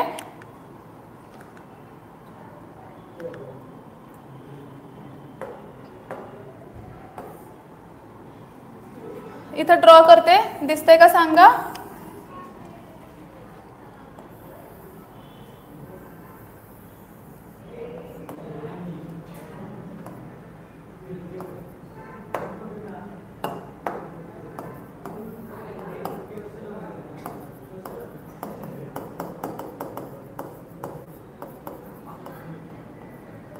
बघा ब्ल्यू लाईनने जी दाखवली आहे ती आहे अँप्लिट्यूड. ही डायग्राम दिसते का सगळ्यांना. आता याच्यामध्ये आपण कन्सिडर करू की ही एक क्रस्ट आहे आणि ही एक क्रस्ट आहे, बरोबर. ह्या दोन क्रस्टच्या मधलं जे डिस्टन्स आहे म्हणजे याला जोडणार इथून हा एवढाच पार्ट. ठीक आहे, याला म्हटलं जातं वेवलेंथ. काय म्हटलं जातं, वेवलेंथ. आणि ते आपण लॅम्बडाने रिप्रेझेंट करतो. ठीक आहे, दिसतंय का आता, हे सगळं समजतंय का. ओके, ठीक आहे, समजले वेवलेंथ म्हणजे काय, सिंपल आहे. आता हे करत असताना तुम्हाला इथं अजून एक पॉईंट ऍड होतो की जर आपण वेव बघतोय, स्पीड बघतोय, तर मग आपण साऊंड बद्दल बघतोय. मग साऊंड सारखी लाईट वेव सुद्धा आहे, जशी साऊंड वेव आहे तशी लाईट वेव आहे. मग साऊंड वेव ही कोणत्या प्रकारची आहे, तुम्हाला क्वेश्चन विचारला जाईल की साऊंड वेव कोणत्या प्रकारात आहे. मग तुम्हाला ट्रान्सव्हर्स वेव, लॉन्जिट्युडनल वेव यासारखे कन्सेप्ट काय केले जातात किंवा हे सारखे क्वेश्चन्स विचारले जातात. मग तुमची जी साऊंड वेव आहे ही तुमची लॉन्जिट्युडनल वेव आहे. कोणती वेव आहे, लॉन्जिट्युडनल वेव आहे. आता लॉन्जिट्युडनल वेव म्हणजे काय हेही मी एक्सप्लेन करणार आहे. त्याच्या आधी आपण बघूयात की वेव स्पीड म्हणजे काय. आता वेव स्पीड बघत असताना मी तुम्हाला क्वेश्चन विचारलाय की सिंपल मला सांगा स्पीड म्हणजे काय किंवा स्पीडचा फॉर्म्युला. स्पीड म्हणजे काय, डिस्टन्स कव्हर. बर, डिस्टन्स कव्हर म्हणजेच काय, स्पीड इज इक्वल्स टू, मला जर स्पीड कॅल्क्युलेट करायचंय तर मी कसं कॅल्क्युलेट करणार आहे, तर डिस्टन्स अपॉन टाइम, बरोबर का. आता स्पीड ही एक स्केलर क्वांटिटी आहे, बरोबर का, तर डिस्टन्स पण स्केलर क्वांटिटी आहे. म्हणजे आपण घेतोय speed is equals to distance upon time. तेच जर मी व्हेलॉसिटी घेतलं तर व्हेलॉसिटी काय आहे रे, तर व्हेलॉसिटी एक वेक्टर क्वांटिटी आहे, बरोबर. ही वेक्टर क्वांटिटी का, तर व्हेलॉसिटी इज इक्वल्स टू आपण घेतोय डिस्प्लेसमेंट अपॉन टाइम, बरोबर. ठीक आहे, दोन्हीमध्येही आपण स्पीडच कॅल्क्युलेट करतोय. व्हेलॉसिटी म्हणजे सुद्धा एक प्रकारचं स्पीडच आहे, पण इथं डिफरन्स हा आहे की तुमची व्हेलॉसिटी ही एक वेक्टर क्वांटिटी आहे आणि स्पीड ही काय आहे, स्केलर क्वांटिटी आहे. मग हे शिकत असताना सेम आपला वेव ऑफ स्पीड काढायचं आहे. म्हणजे स्पीड, वेवचं स्पीड म्हणजे साऊंड ही एक वेव आहे, ही किती स्पीडनं जाते. बाबा मला पाण्यातून पाठवायचं आहे एखादी वेव, तर साऊंड हे वॉटरमध्ये जाताना किती स्पीडनं जाऊ शकतं, एअरमध्ये किती असेल, एखाद्या सॉलिडमध्ये किती असेल. जसं मी मगाशी तुम्हाला एक चार्ट दाखवला त्याचप्रमाणे इथं आपल्या स्पीड हे कॅल्क्युलेट करावं लागतं. पण इथे एक डिफरंट फॉर्म्युला दिलाय. काय फॉर्म्युला दिलाय, तर व्ही, हा व्ही आहे. व्ही म्हणजे काय, स्पीड, बरोबर. एफ म्हणजे फ्रिक्वेन्सी, लॅम्बडा म्हणजे वेवलेंथ आहे. बघा व्ही काय आहे तुमचं, स्पीड आहे. एफ मीन्स फ्रिक्वेन्सी आणि लॅम्बडा मीन्स वेवलेंथ. आता दोन्ही फॉर्म्युले करेक्ट आहेत. आता हा दिलेला आहे, हा तुम्हाला इन टर्म्स ऑफ फ्रिक्वेन्सी आणि वेवलेंथ मध्ये दिला आहे. आणि दुसरा आपण लिहिला होता V is equals to S by T, बरोबर ना, डिस्प्लेसमेंट अपॉन टाइम. हा ही फॉर्म्युला करेक्ट आहे आणि हाही फॉर्म्युला काय आहे, करेक्ट आहे. पण ज्यावेळी तुम्हाला फ्रिक्वेन्सी आणि वेवलेंथ दिली जाईल त्यावेळी जर स्पीड फाइंड आउट करायला लावलं तर तुम्ही कसं फाइंड आउट करणार, v is equals to F into lambda. Definition बघा, wave speed the distance wave travel per unit time, म्हणजेच distance per unit time, this is called as speed and it's also equals to the product of its frequency and wavelength. म्हणजे तुम्ही याच्या equals to हेही लिहू शकता. म्हणजे मी हा formula असाही लिहू शकते, v is equals to S by T is equals to F into lambda. कळतं आहे? म्हणजे तुम्हाला ह्या तिन्हींमध्ये कोणतंही रिलेशन विचारलं तर तुम्हाला क्वेश्चन सॉल्व्ह करता आला पाहिजे. म्हणजे क्वेश्चनमध्ये विचारलं असं जाईल बघा, पहिल्यांदा वेलोसिटी फाइंड आउट करायची तर तुम्हाला स्पीड दिला जाईल, टाईम दिला जाईल, बरोबर. स्पीड अपॉन टाईम तुम्ही टाकलं तुम्हाला व्हेलॉसिटी मिळेल. पण क्वेश्चन असा विचारला जाईल की तुमच्याकडे स्पीड आहे बघा, अजून काय असेल, फ्रिक्वेन्सी असेल, वेवलेंथ असेल आणि तुम्हाला टाईम फाइंड आउट करायला होतील. तर तुम्ही कसं कॅल्क्युलेट करणार, काय बोलले बघा, तुम्हाला स्पीड दिलं जाईल, फ्रिक्वेन्सी दिली जाईल आणि वेवलेंथ दिली जाईल. ह्या तीन गोष्टी दिल्या जातील आणि तुम्हाला टाईम फाइंड आउट करायला होतील. मग कसं करणार, तर बघा पहिल्यांदा जर तुमच्याकडे फ्रिक्वेन्सी आणि वेवलेंथ आहे तर तुम्ही काय फाइंड आउट करू शकता, स्पीड फाइंड आउट करू शकता, बरोबर. म्हणजे मला माहिती आहे v is equals to F into lambda, मला v मिळाला. आता मला v पण मिळाला आणि माझ्याकडे यस पण आहे, टाईम फाइंड आउट करू शकते या फॉर्म्युल्याने, बरोबर. म्हणजेच t इज इक्वल्स टू काय मिळेल तुम्हाला, s बाय v, आणि तुम्ही t काय करू शकता, कॅल्क्युलेट करू शकता. हे रिलेशन आहे आणि हे काय आहे, इम्पॉर्टंट आहे. तुम्हाला कोणताही क्वेश्चन याच्यावर विचारला तरी तो सॉल्व्ह करता आला पाहिजे. ठीक आहे, कळलं. हे आहे तुमचं वेव्ह स्पीड, v ने रिप्रेझेंट करतो, फॉर्म्युला आहे v is equals to F into lambda आणि दुसरा फॉर्म्युला आहे v is equals to distance upon time. Clear आहे इथंपर्यंत? वेव्ह स्पीड समजले सगळ्यांना? ओके, स्पीड ओके, ठीक आहे. काय डाऊट आहे का इथंपर्यंत? मला वाटतं सगळ्यांना क्लिअर आहे इथंपर्यंत. काय क्वेश्चन असेल तर विचारा.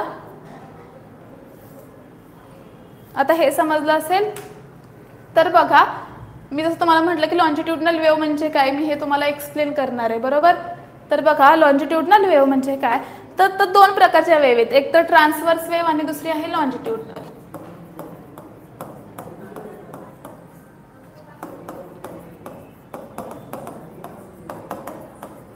ठीक आहे. आता ट्रान्सवर्स आणि लॉन्जिट्युडनल वेव्हमध्ये काय फरक आहे, तर कोणताही पार्टिकल, मी तुमच्यासमोर एक वेव्ह काढली होती, ही वेव्ह कशी चालली होती रे, ही अशी चालली होती, बरोबर, अशी ट्रॅव्हल करत होती, बरोबर ना. मग हे कसं, तर साऊंडचे जे पार्टिकल्स आहेत, तुम्हाला ट्युनिंग फोर्क माहिती आहे का, ट्युनिंग फोर्क कसा असतो, असं तुमच्या घरी चिमटा असेल बघा, चिमटा बघितलाय सगळ्यांनी, हा अशा शेपमध्ये चिमटा असतो, अशाच प्रकारचा एक असतो, त्याला ट्युनिंग फोर्क असं म्हटलं जातं. आपल्या फिजिक्समधलं एक इन्स्ट्रुमेंट आहे. याला एका सिम्पल रबरवर तुम्ही जर टॅप केलं किंवा हिट केलं तर त्याच्यातून काय होतात, व्हायब्रेशन्स प्रोड्यूस होतात. आता हे व्हायब्रेशन प्रोड्यूस होत असताना नॉर्मल हा असा असतो, जेव्हा तुम्ही त्याला टॅप करता तेव्हा काय होतं की हे जे आहेत ना, हे असे अकुंचन आणि हे होतात, म्हणजे कम्प्रेशन आणि रेअरफॅक्शन होतं त्यांच्यात. म्हणजे हा एकदा असा जवळ येतो, पुन्हा हा असा दूर जातो. ठीक आहे, असे व्हायब्रेशन्स क्रिएट होतात. म्हणजे हा जवळ येणं, लांब जाणं, जवळ येणं, लांब जाणं असं होत असतं. मग याच्या थ्रू तुमची वेव्ह कशी ट्रॅव्हल करेल, तर बघा, माझी वेव्ह चालली आहे या डिरेक्शननी,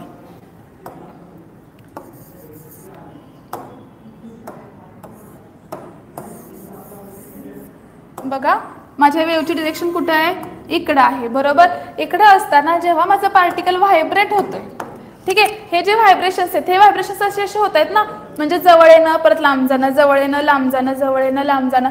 मग ते कसे होत आहेत, तर ते याच डिरेक्शनला होत आहेत, म्हणजे ते इकडे इकडेच चाललेत, असे असे. कळतंय? म्हणजे बघा, माझा हा एक हात आहे आणि हा एक हात आहे, दोन हात आहेत. एक हात माझा वेव्हची डिरेक्शन दाखवतोय, बरोबर, आणि एक हात आहे तो पार्टिकलचे दाखवतोय. म्हणजे हे जर पार्टिकल असेल तर हे पार्टिकल काय होत आहेत, व्हायब्रेट होतात. माझी वेव्ह चालली आहे कुठं, इकडे, माझे पार्टिकल व्हायब्रेट कसे होत आहेत, असे, बरोबर. म्हणजे वेव्हच्याच डिरेक्शनला माझे पार्टिकल काय होत आहेत, व्हायब्रेट होत आहेत. मग या दोघांमध्ये कितीचा अँगल झाला बघा, ही वेव्हची डिरेक्शन अशी आहे आणि पार्टिकल पण इकडेच चाललाय, या दोघांमध्ये किती अँगल झाला, कोण सांगेल, बोला.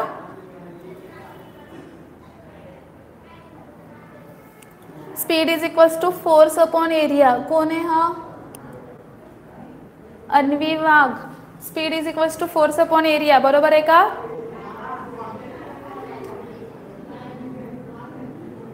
फोर्स इज इक्वल्स टू असतं मास इंटू ॲक्सलरेशन आणि स्पीड इज इक्वल्स टू असतं, sorry, speed is equals to असतं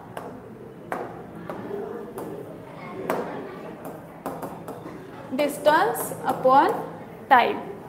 कळतंय? ठीक आहे. एफ म्हणजे फोर्स नव्हे, एफ म्हणजे फ्रिक्वेन्सी. इथं कन्फ्यूज होऊ नका. प्रत्येक वेळी प्रत्येक लेसनमध्ये प्रत्येक सिम्बॉलचं मिनिंग हे वेगळं वेगळं असणार आहे. एफ म्हणजे फ्रिक्वेन्सी आहे, फोर्स नाही. ठीक आहे. बघा आता आपल्याला हे बघायचं आहे, तर ह्या दोघांमध्ये दोन लाईन पॅरलल आहेत. जेव्हा दोन लाईन पॅरलल असतात तेव्हा त्यांच्यामध्ये अँगल कितीचा असतो? तर तो असतो 0 डिग्री. कळतंय? दोन लाईन जेव्हा एकमेकांना पॅरलल असतात तेव्हा त्यांच्यामध्ये अँगल असतो 0 डिग्री. ठीक आहे. आता हा जर 0 डिग्री आहे, ज्या दोन वेवमध्ये वेवची जी डिरेक्शन आहे त्याच डिरेक्शन तुमचा पार्टिकल जर व्हायब्रेट होत असेल आणि त्याच्यामधला अँगल हा 0 डिग्री असेल तर त्याला आपण काय म्हणतोय? सॉरी, त्याला काय म्हणतोय आपण? लॉन्जिट्यूडनल वेव असं म्हणतोय. मग ट्रान्सव्हर्स वेव कशाला म्हणायचं? तर माझा पार्टिकल चाललाय, बरोबर, म्हणजे पार्टिकलची एक वेव आहे. ही वेवची डिरेक्शन ह्या साईडला आहे, म्हणजे ह्या साईडला वेव म्हणजे चाललेली. पण पार्टिकल व्हायब्रेट कसा होतोय? तर पार्टिकल असा व्हायब्रेट होतोय, वर खाली म्हणजे असा व्हायब्रेट होतोय, up down up down up down. तेव्हा ती जी वेव आहे ती कोणती वेव आहे? Transverse wave. इथं तुमचा अँगल असतो 90 डिग्री. सिंपल. तुम्हाला एवढंच लक्षात ठेवायचं आहे, साऊंड वेव ही लॉन्जिट्यूडनल वेव आहे आणि याच्यामध्ये अँगल असतो 0 डिग्री आणि इथं तुमच्या वेवची डिरेक्शन आणि व्हायब्रेशन्स ऑफ पार्टिकल हे सेम डिरेक्शनला असतात. समजलं इथंपर्यंत? म्हणजे तुम्हाला जरी कोणी क्वेश्चन विचारला की साऊंड वेव ही कोणती वेव आहे, तर तुम्ही काय सांगाल? साऊंड वेव ही लॉन्जिट्यूडनल वेव आहे. आणि तुमची लाईट वेव आहे, ती लाईट वेव तुमची ट्रान्सव्हर्स वेव किंवा इलेक्ट्रोमॅग्नेटिक वेवमध्ये येते. इथंपर्यंत समजलंय सगळ्यांना? इथं काय डाऊट आहे का लॉन्जिट्यूडनल वेवमध्ये? बोला. लॉन्जिट्यूडनल वेवमध्ये कोणाला काय डाऊट आहे का? काय डाऊट आहे असेल तर विचारा. लॉन्जिट्यूडनल वेवमध्ये काय डाऊट असेल तर विचारा. किंवा वेव स्पीडमध्ये काय डाऊट आहे? नाही. ठीक आहे. अशा प्रकारे आपण 5 कॅरेक्टरिस्टिक्स बघितल्या. पहिली कॅरेक्टरिस्टिक्स होती तुमची time period, then frequency, then amplitude, wavelength आणि वेव स्पीड. ह्या 5च्या कॅरेक्टरिस्टिक्स तुम्हाला पुढे जाऊन खूप महत्त्वाच्या आहेत. सो यांना विसरायचं नाही. याचा व्यवस्थित स्टडी करा. याच्यात काही डाऊट असेल तर मला पुन्हा विचारा. आता नेक्स्ट पॉईंट आहे तुमचा reflection and absorption of sound. आता reflection and absorption of sound काय आहे? कशाला म्हणायचं reflection and absorption of sound? म्हणजे काय? मी तुम्हाला म्हटलं की मी तुम्हाला एक्सप्लेन करेल इको म्हणजे काय, इको कशाला म्हणायचं, इको कसा प्रोड्यूस होतो, ह्या सगळ्या गोष्टी मी ज्या बोलले. मग हे काय आहे ॲब्सॉर्प्शन ऑफ साऊंड? तर बघा, when sound is reflected it is sent back into a medium and when it is absorb by a sound absorbing material it turns into a small amount of heat energy. म्हणजे बघा की ही एक इकोचीच concept आहे. आता simple eco म्हणजे काय? तर a repetition of a sound caused by the reflection of a sound waves off a surface such as wall or mountain. बघा तुम्ही कधी फिरायला, आता सुट्टीच्या दिवसात वगैरे फिरायला वगैरे जाता तुम्ही, बरोबर? जियाना काही नाही समजलंय? Jiyana, Prathamesh, yes, Govind Shelke, no no, काही नाही समजलंय? बोला.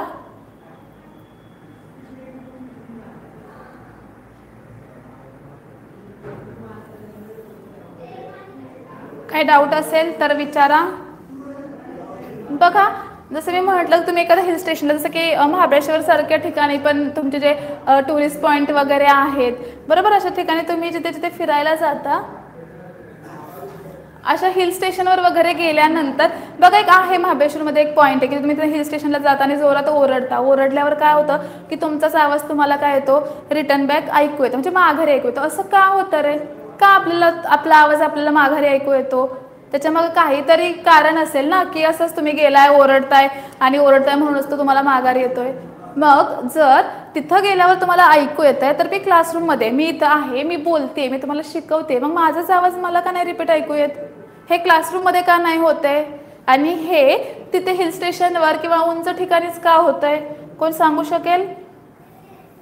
असं का होतं तर बघा तर रिपिटेशन ऑफ अ साऊंड होतं. म्हणजे काय होतं की तुम्ही जेव्हा बोलताय तुम्ही बोलल्यानंतर समोर जो काही ऑब्स्टॅकल आहे त्या ऑब्स्टॅकलवर तुमचा जो आवाज आहे तो आवाज काय होतोय हिट होतोय किंवा इन्सिडेंट होतोय. तर त्याच्यावर इन्सिडेंट झाल्यानंतर काय होतंय तो पुन्हा रिफ्लेक्ट होऊन माघारी येतोय. बरोबर आवाज काय झाला तिथे गेला त्याच्यावर इन्सिडेंट झाला आणि तिथून तो काय झाला रिफ्लेक्ट होऊन माघारी आला आणि तो माघारी येतो रिफ्लेक्शन होतं तिथं म्हणून आपल्याला काय ऐकू येतंय इको ऐकू येतोय. आता फक्त हे एवढंच आहे का की मी बोलते ते जाऊन त्या ऑब्स्टॅकलवर धडकलंय ते रिफ्लेक्ट होऊन माघारी आलंय म्हणजेच इको ऐकू आला. त्याच्यासाठी काही ना काही कंडिशन्स पण असणार आहेत. बरोबर का असंच ऐकू येणार आहे तर बघा इथं दाखवलंय पण एक मॅन आहे. बरोबर हा खूप मोठमोठ्यानं ओरडतोय याचा आवाज ह्या वॉलवर जाऊन काय झालाय इन्सिडेंट झालाय आणि हा पुन्हा काय झालाय रिफ्लेक्ट झालाय. Sound gets reflected. बघा ही जाण्याचा पाथ आहे त्याचा हा जो पाथ आहे हा जाण्याचा आहे आणि हा जो आहे हा तो काय येतोय रिटर्न येतो. बरोबर आता ओरिजिनल साऊंड गेलाय. बरोबर ओरिजिनल साऊंड गेल्यानंतर तो या सरफेसवर आदळलाय. बरोबर या सरफेसवर आदळल्यानंतर तो काय झालाय रिफ्लेक्ट झालाय आणि तो रिफ्लेक्ट होऊन तो काय आलाय माघारी आलाय आणि विच प्रोड्युसेस इको. जो रिफ्लेक्ट झालेला साऊंड माघारी आलाय तो काय करतोय तुमचा इको प्रोड्यूस करतोय. आता हा इको जर तुम्हाला ऐकायचा असेल बरोबर एकदम क्लिअर इको ऐकायचा असेल तर त्याच्यासाठी आपल्याला ते डिस्टन्स मेंटेन करावं लागतं. इको ऐकण्यासाठी आपल्याला 17.2 मीटर एवढं डिस्टन्स त्या ऑब्स्टॅकलमध्ये आणि त्या माणसामध्ये ठेवावं लागतं. तुम्ही जर हे डिस्टन्स मेंटेन केलं तर तुम्हाला क्लिअर इको हा ऐकू येणार आहे. मग आता हा 17.2 कसं आलं कुठून आलं तर बघा आपला फॉर्म्युला काय आहे velocity is equals to distance travel per unit time. बरोबर की मला इथून तिथंपर्यंत डिस्टन्स कवर करण्यासाठी किती टाईम लागला ह्या दोघांचा रेशो. बरोबर आता इथं 2D का घेतले तुम्हाला हे क्लिअर दिसतंय का बघा velocity is equals to distance upon time घेतो आपण. बरोबर आता या केसमध्ये आपण डिस्टन्स किती घेणार रे सिंपल इथून तो ओरडलाय म्हणजे हा आवाजाची वेव इथंपर्यंत गेले म्हणजे इथंपर्यंत काहीतरी मीटर एवढं डिस्टन्स कव्हर केलंय. सपोज आपण म्हणू डी एवढं डिस्टन्स काय केलेलं आहे कव्हर केलेलं आहे. आता हा इथं गेला हा याच्यावर काय झाला आदळला. आवाज जो काही गेलाय आवाज जो काही ओरडलाय तो माणूस तो इथं गेला आदळला आणि इथून काय झाला परत माघारी आला. बरोबर म्हणजे एवढं डिस्टन्स डी कव्हर केलंय तेवढंच माघारी येताना पण त्याने डी कव्हर केलंय. बरोबर का कळतंय म्हणजे हे डी प्लस हे डी प्लस डी किती झाले तर 2D म्हणजे इथं आपलं टोटल डिस्टन्स किती कव्हर केलाय तर 2D एवढं केलंय. म्हणजे आपण इथं डिस्टन्सच्या ऐवजी काय घेतलं 2D आणि जो लागणारा टाइम आहे त्याला आपण काय करूयात टीच असं मेन्शन करूयात. मग 2D is equals to velocity is equals to 2D upon T. आपल्याला फाइंड आउट काय करायचा आहे हा जो डी आहे तो फाइंड आउट करायचा आहे.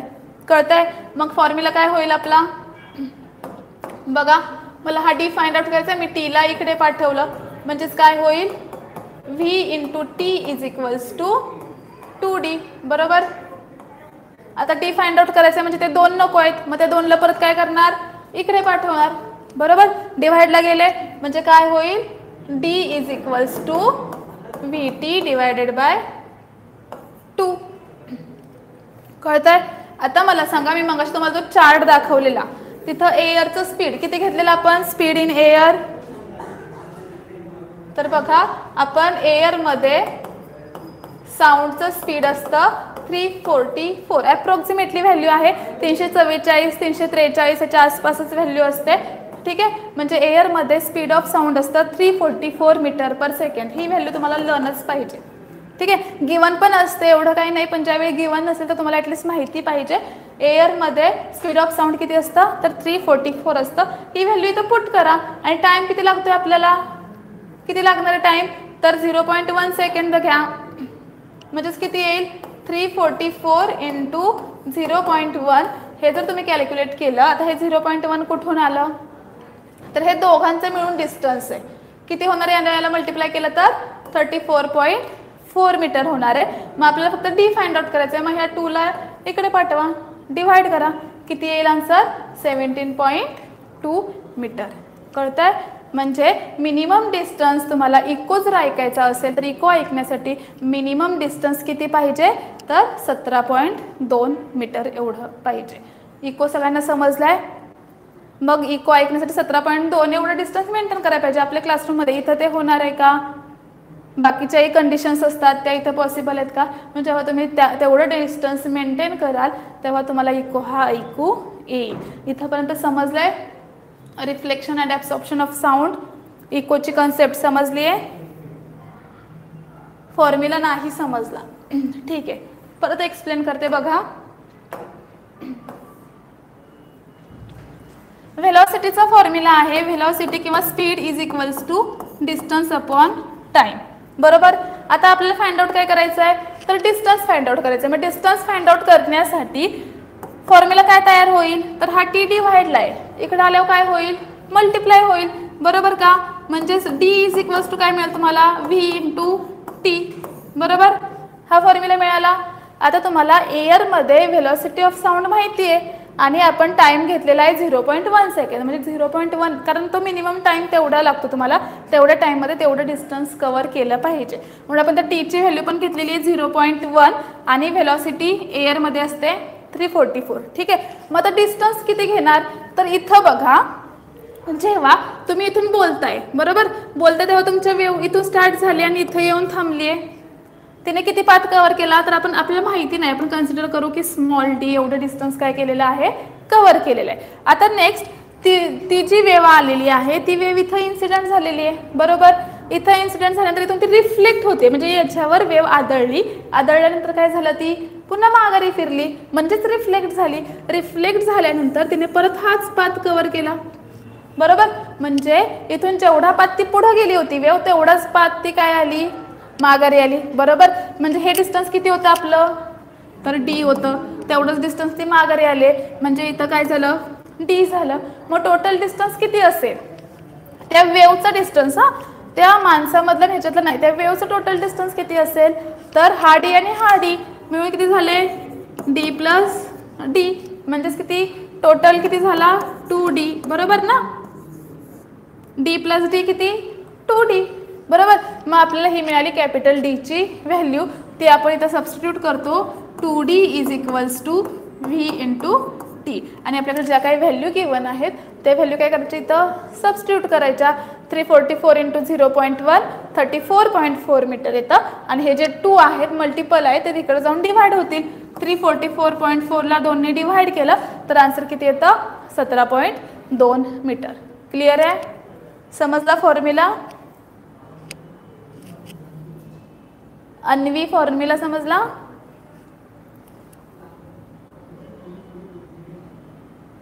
वेवलेंथ फॉर्म्युला, ठीक आहे. तिथं स्पीड आपण बघितलेलं V is equals to frequency into wavelength. बरोबर ना? पण इथं आपल्याला फ्रिक्वेन्सी मेंटेन सांगितलीच नाहीये ना, आपण इको बघतोय. कळतंय का? फ्रिक्वेन्सी बद्दल बोललेत का की तुमचं माझा व्हॉइस एवढ्या फ्रिक्वेन्सीने चाललेला आहे म्हणून? नाही ना. इथं आपण इको बघतोय. इको म्हणजे किती रिफ्लेक्ट होऊन तुमचा आवाज मागे येतोय, किती डिस्टन्स त्यानं कव्हर केलंय. म्हणून याच्यासाठी सिंपल आपण हा वाला फॉर्म्युला यूज केलेला आहे. ज्यावेळी तुम्हाला फ्रिक्वेन्सी गिवन असेल, वेवलेंथ गिवन असेल, तेव्हा तुम्ही फ्रिक्वेन्सी वेवलेंथ वाला फॉर्म्युला यूज करू शकता. अदरवाईज तुम्ही velocity is equals to distance upon time वाला फॉर्म्युला सुद्धा काय करू शकता? यूज करू शकता. समजलं? Not understand. काय नाही समजलं आता याच्यामध्ये? आणि काही नाही समजलंय?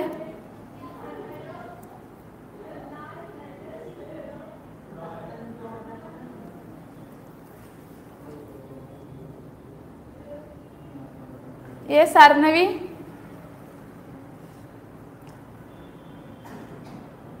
हा जो फॉर्म्युला आहे हा फक्त आपला इकोसाठी आहे. इकोसाठी जे काही डिस्टन्स आहे हा 2D, जे बोलून माघारी येतं ना, म्हणून आपण इथं 2D असा डिस्टन्स घेतलेला आहे.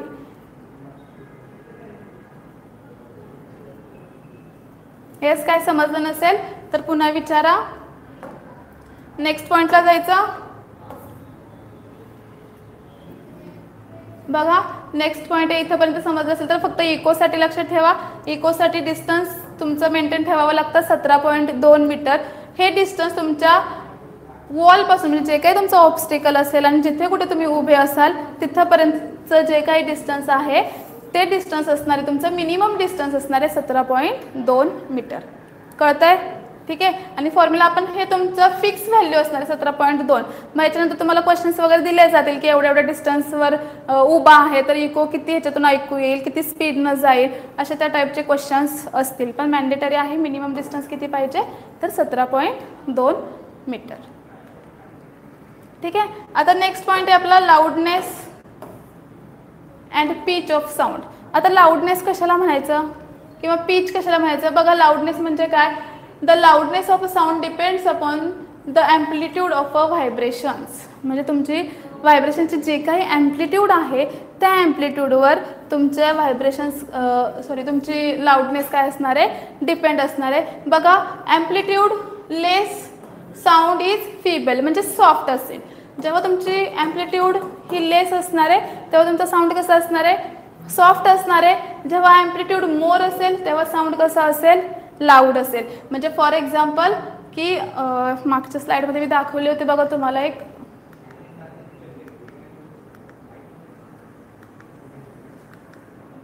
बघा इथे हाय ॲम्प्लिट्यूड हाय म्हणजे क्रस्ट म्हणजे जेवढे ॲम्प्लिट्यूड जास्त ही जी ॲम्प्लिट्यूड आहे ही इथं कशी आहे जास्त, इथं ॲम्प्लिट्यूड कशी आहे कमी. ही ॲम्प्लिट्यूड जेवढी जास्त असेल तेवढं तुमचा लाऊडनेस जास्त असणार आहे आणि ही ॲम्प्लिट्यूड जेवढी कमी असेल तेवढं तुमचा लाऊडनेस कसं असेल कमी असेल किंवा सॉफ्ट असेल. म्हणजे बघा एखाद्या गोंधळाच्या ठिकाणी वगैरे किंवा कधी घरी तुम्ही काही गोंधळ वगैरे केला तर तुमची आई तुमच्यावर जोरात ओरडते. आई जोरात ओरडते म्हणजे काय इथं ॲम्प्लिट्यूड कशी असते आईच्या आवाजाची जास्त असते, लाऊडनेस कसा असतो जास्त असतो. तेच तुम्ही कधी होमवर्क वगैरे केला छान अभ्यास केला तर आई तुमच्यासोबत चांगली असते प्रेमाने बोलते बरोबर ना. मग त्यावेळी लाऊडनेस कसा असतो कमी असतो किंवा सॉफ्ट असतो का तर तिथं ॲम्प्लिट्यूड कशी आहे तुमची कमी आहे. याला म्हणायचं लाऊडनेस.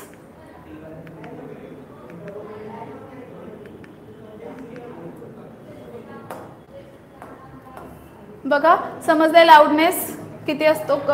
जिथं लेस लाऊडनेस असणार आहे तिथं साऊंड फीबल असणार आहे म्हणजेच सॉफ्ट असणार आहे आणि जिथं ॲम्प्लिट्यूड मोर असेल तिथं साऊंड कसं असेल तुमचा लाऊड असेल. ठीक आहे. आता हा लाऊडनेस मोजण्यासाठी युनिट आहे डेसिबल.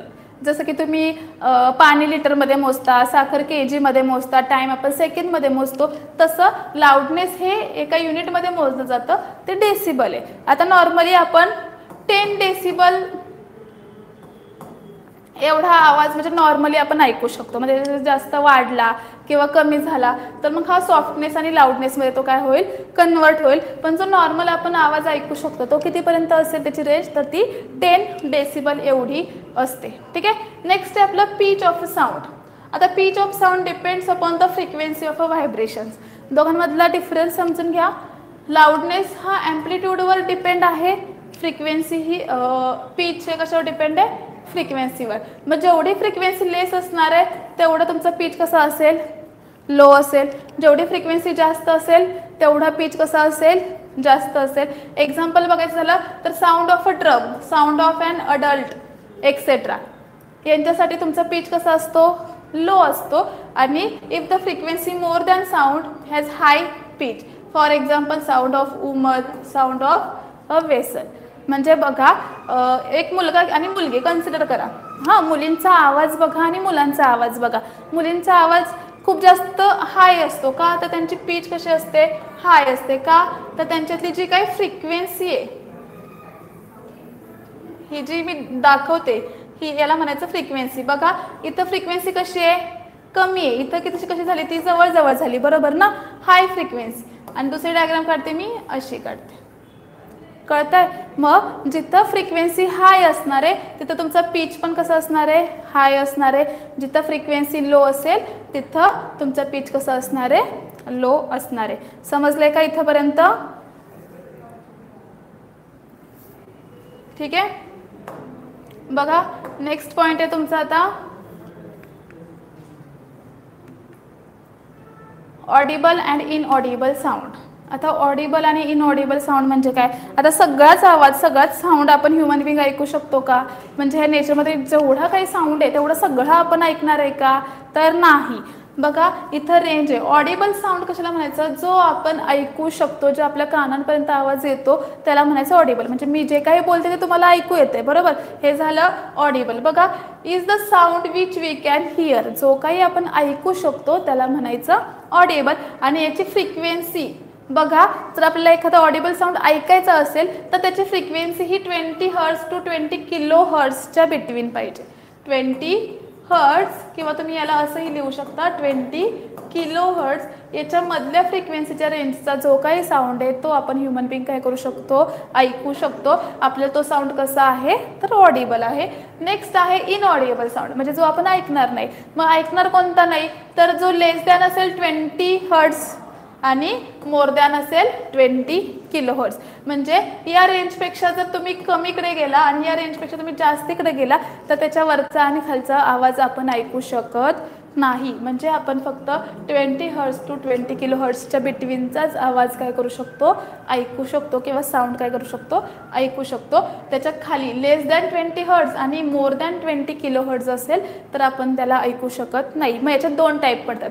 इनऑडिबल साऊंडमध्ये जर लेस दॅन 20 हर्ट्ज असेल तर त्याला आपण म्हणतो इन्फ्रासोनिक साऊंड.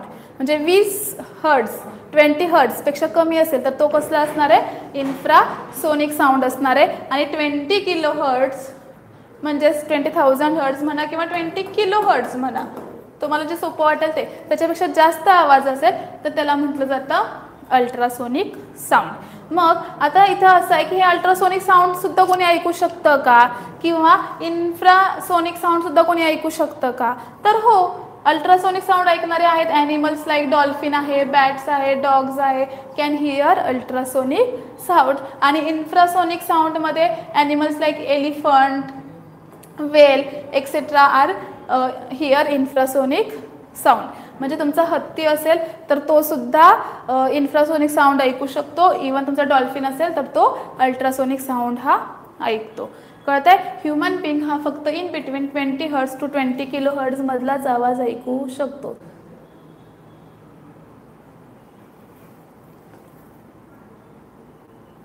ओके, डाऊट असतील तर विचारत चला. ठीक आहे, याला म्हटलं जातं ऑडिएबल आणि इनऑडिएबल. ऑडिएबल म्हणजे सिम्पल, जो आपण ऐकू शकतो त्याला म्हणायचं ऑडिएबल. त्याची रेंज आहे 20 हर्ट्ज टू 20 किलो हर्ट्ज. जो आपण ऐकू शकत नाही, जो आपल्या कानांपर्यंत आवाज येत नाही त्याला म्हणायचं इनऑडिएबल. इनऑडिएबल हा लेस दॅन 20 हर्ट्ज आणि मोर दॅन 20 किलो हर्ट्जमधला असतो. त्याच्यात दोन टाईप आहेत. जर लेस दॅन 20 हर्ट्ज असेल तर त्याला आपण म्हणतो इन्फ्रासोनिक साऊंड, आणि जर 20 किलो हर्ट्जपेक्षा जास्त असेल तर त्याला आपण म्हणतो अल्ट्रासोनिक साऊंड. अल्ट्रासोनिक साऊंड हा डॉल्फिनसारखे प्राणी जे आहेत ते, फिश आहेत ते ऐकू शकतात. आणि तुमचा जो इन्फ्रासोनिक आहे तो एलिफंटसारखे ॲनिमल्स जे आहेत ते ऐकू शकतात. ठीक आहे, याच्यात काही डाऊट आहे का? बघा आता याचा एक हे आहे, ऑर्डर आहे एक, तुम्हाला एक पिक्चोरियल फॉर्म दाखवते, तुम्हाला समजेल. हा आहे इन्फ्रासाऊंड आणि हा आहे अल्ट्रासाऊंड, जो ब्ल्यू कलरनं दाखवलेला आहे. ठीक आहे, बिलो 20 हर्ट्ज, 20 हर्ट्जपेक्षा कमी आहे. ठीक आहे, ते एलिफंट म्हणा यांच्यासारखे प्राणी आहेत. आणि ग्रीनमध्ये दाखवला आहे हा आपल्या ह्युमनसाठी. आपण याच्या मधल्याच रेंजचा आवाज काय करू शकतो, ऐकू शकतो. तुमचं बॅट वगैरे जे आहे ते ओव्हर 20 हर्ट्ज म्हणजे 20 किलो हर्ट्जपेक्षा जो जास्त साऊंड आहे अल्ट्रासोनिक साऊंड, ते तुमचे हे पक्षी किंवा प्राणी म्हणा हे काय करू शकतात, ऐकू शकतात. हा एक पिक्चरियल फॉर्म आहे. इथं पण बघा तुम्हाला वेव दाखवलेली आहे. वेवचं जर नेचर बघितलं तर इथे बघा हे याच्यात खूप क्लोज आहे, म्हणजे इथं फ्रिक्वेन्सी कशी आहे, खूप जास्त आहे, आणि इथं कशी आहे, कमी आहे. कळतं आहे. मग याच्यानुसार हा जो आहे तुमचा तो इन्फ्रासाऊंड आहे, ऑडिएबल फ्रिक्वेन्सी आहे आणि अल्ट्रासाऊंड आहे. म्हणजेच तुमचे 3 टाईप पडतात साऊंडचे ह्याच्यानुसार. कोणते 3? एक सोनिक, अल्ट्रासोनिक आणि इन्फ्रासोनिक. ठीक आहे, ऑडिएबल साऊंडलाच आपण सोनिक असंही म्हणतो. सोनिक हा आहे अल्ट्रासोनिक आणि देन आहे इन्फ्रासोनिक. ठीक आहे, सोनिक म्हणजे ऑडिएबल, जो आपण ऐकणार आहे तो. अल्ट्रासोनिक म्हणजे more than, greater than 20 kilo hertz. ठीक आहे, आणि इन्फ्रासोनिक म्हणजे लेस दॅन 20 हर्ट्ज.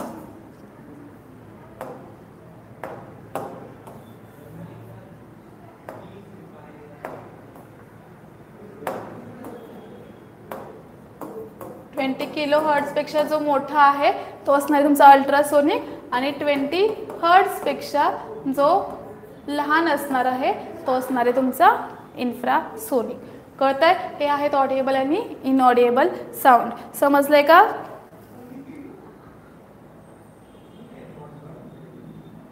ओके. काय म्हणते Arnavi? Wavelength formula not understand. Okay, I will explain.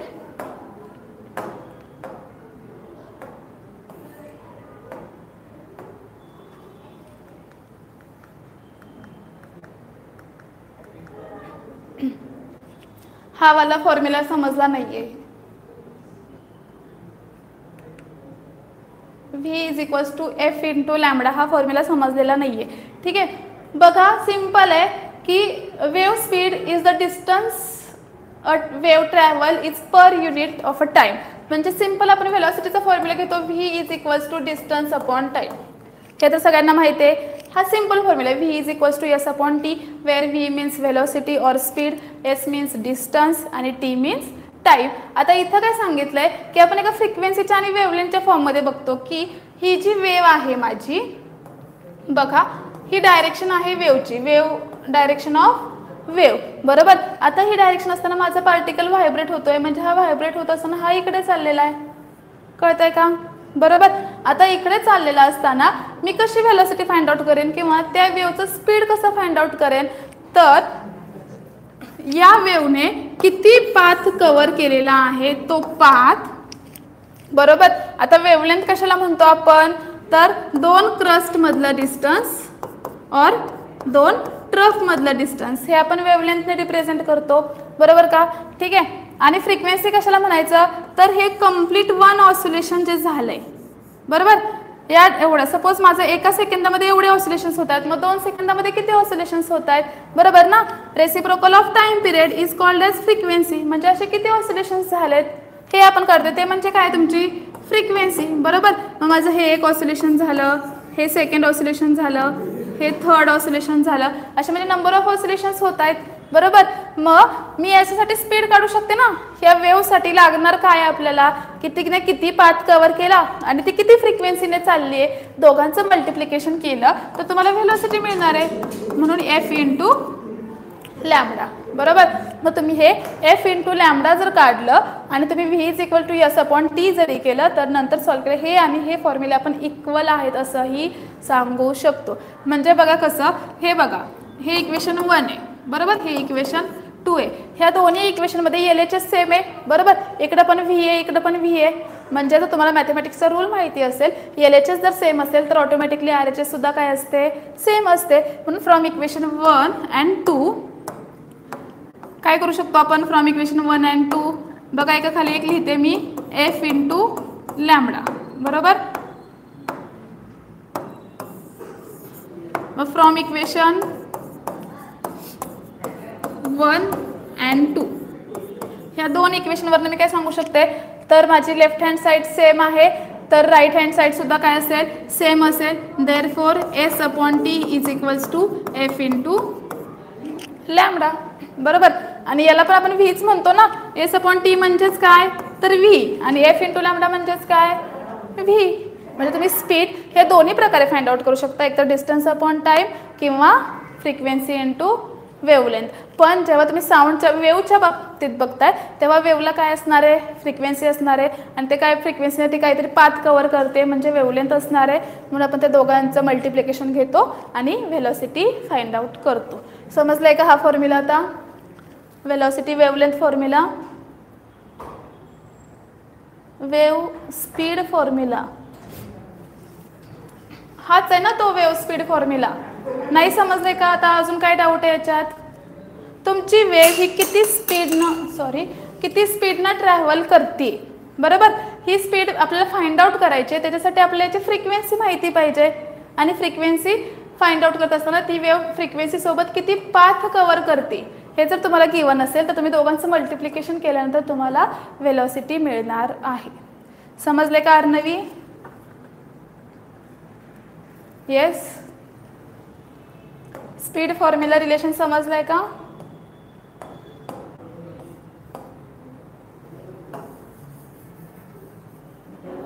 Simple आहे, तुमची वेव ट्रॅव्हल करते तर तिला काही ना काहीतरी फ्रिक्वेन्सी असणार आहे आणि त्या फ्रिक्वेन्सीने ती काहीतरी पाथ कव्हर करते. तुम्ही त्या दोघांचं मल्टिप्लिकेशन केलं तर तुम्हाला वेलोसिटी ही मिळणार आहे. त्यालाच वेव स्पीड असं म्हणतात. वेव स्पीड म्हणजे वेवचं स्पीड. ही वेव कितीने ट्रॅव्हल करते याला वेव म्हणतात ना, बरोबर. किती आणि त्या वेवचं स्पीड फाइंड आउट करायचे म्हणून आपण फ्रिक्वेन्सी इंटू वेवलेंथ करतो. ठीक आहे. नेक्स्ट आहे तुमचा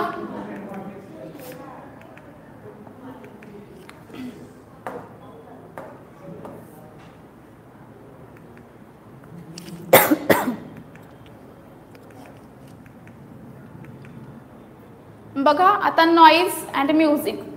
आता नॉईज सगळ्यांना माहिती आहे. नॉईज म्हणजे काय, नॉईज कशाला म्हणायचं बघा. नॉईज म्हणजे unpleasant sound are called as noise. Unpleasant म्हणजे काय, एखाद्या ठिकाणी डीजे वगैरे लावलाय, बरोबर. डीजे लावल्यावर मला सांगा खूप जोरात आवाज सोडतात, मग तो आपल्याला आवाज ऐकू वाटतो का, नाही. अजून एखाद्या ठिकाणी खूप मोठा क्राऊड आहे किंवा एखाद्या ठिकाणी भांडणं चालत, खूप जोर जोरात लोक भांडतात, खूप मोठमोठ्याने किंचाळतात, तेव्हा पण तिथं काय आहे अनप्लीजंट साऊंड. म्हणजे जो आपल्या कानांना ऐकूच वाटत नाही, असा कर्कश असा आवाज असतो, जो नको नकोसा वाटतो, त्याला काय म्हटलं जातं नॉईज म्हटलं जातं. म्हणजे unpleasant sound are called as noise. Simple noise म्हणजे काय, तुम्ही बाहेर चालला असाल, कोणी ट्रॅफिक लागला असेल, लोक नुसतेच हॉर्न लावतात कितीतरी वेळा हॉर्न दाबतात, मग आपल्याला ते इरिटेट होतं, आपल्याला नको नकोसा वाटतो तो आवाज, ते म्हणजेच काय तुमचा नॉईज आहे. एक्झाम्पल बघा काय दिलंय, if all the students in classroom speaks together noise is produce. Simple बघा. आता तुम्ही तर ऑनलाईन करताय म्हणून काही इश्यू नाही. जर तेच तुम्ही क्लासरूममध्ये असता, समोर एखाद्या टीचर शिकवतायत, मी शिकवते आणि तुमच्यातच गप्पा चालू आहेत, मग तुम्ही आपापसात बोलायला लागला, चुळबुळ वाढली, समोर काय शिकवताय समजत नाहीये, त्यावेळेस काय होतं रे, तुम्ही नॉईज काय करत असता क्रिएट करत असता किंवा नॉईज तिथं काय होत असतो प्रोड्यूस होत असतो. म्हणजे इरेग्युलर और नॉन पिरियॉडिक व्हायब्रेशन्स जे काही होत असतात, म्हणजे एका सिक्वेन्सनं न होता, पिरियॉडिक न होता इरेग्युलरमध्ये जे काय होत असतात, तेव्हा त्याला काय म्हटलं जातं नॉईस म्हटलं जातं. याचे एक्झाम्पल आहेत, तुम्ही गाड्यांचे हॉर्न असतील किंवा मग एखाद्या ठिकाणी मोठा डीजे लागलेला असेल, खूप क्राऊड झालेला असेल, असे जे आहे तिथे काय होतं तुमचा नॉईस क्रिएट होतो, जो आपल्याला ऐकू वाटत नाही असा आवाज म्हणजेच काय तुमचा नॉईस आहे. सेकंड एक्झाम्पल आहे sound produce by horns, buses and trucks. जे मी आता सांगितलं तेच, खूप जोर जोरात तुम्ही जर हॉर्न वगैरे वाजवत असाल तर तुमचा साऊंड काय होतो प्रोड्यूस होतो, जो असतो नॉईस. ठीक आहे. सेकंड आहे म्युझिकल साऊंड. आता ह्याच्याच अपोजिट, अनप्लीजंट साऊंडला जर नॉईस म्हणत असेल तर प्लीजंट साऊंडला काय म्हणतो आपण म्युझिकल साऊंड. बघा एखादे शांत सॉन्ग वगैरे तुम्हाला ऐकायला आवडतात, जे ऐकूशी वाटतात, बरोबर.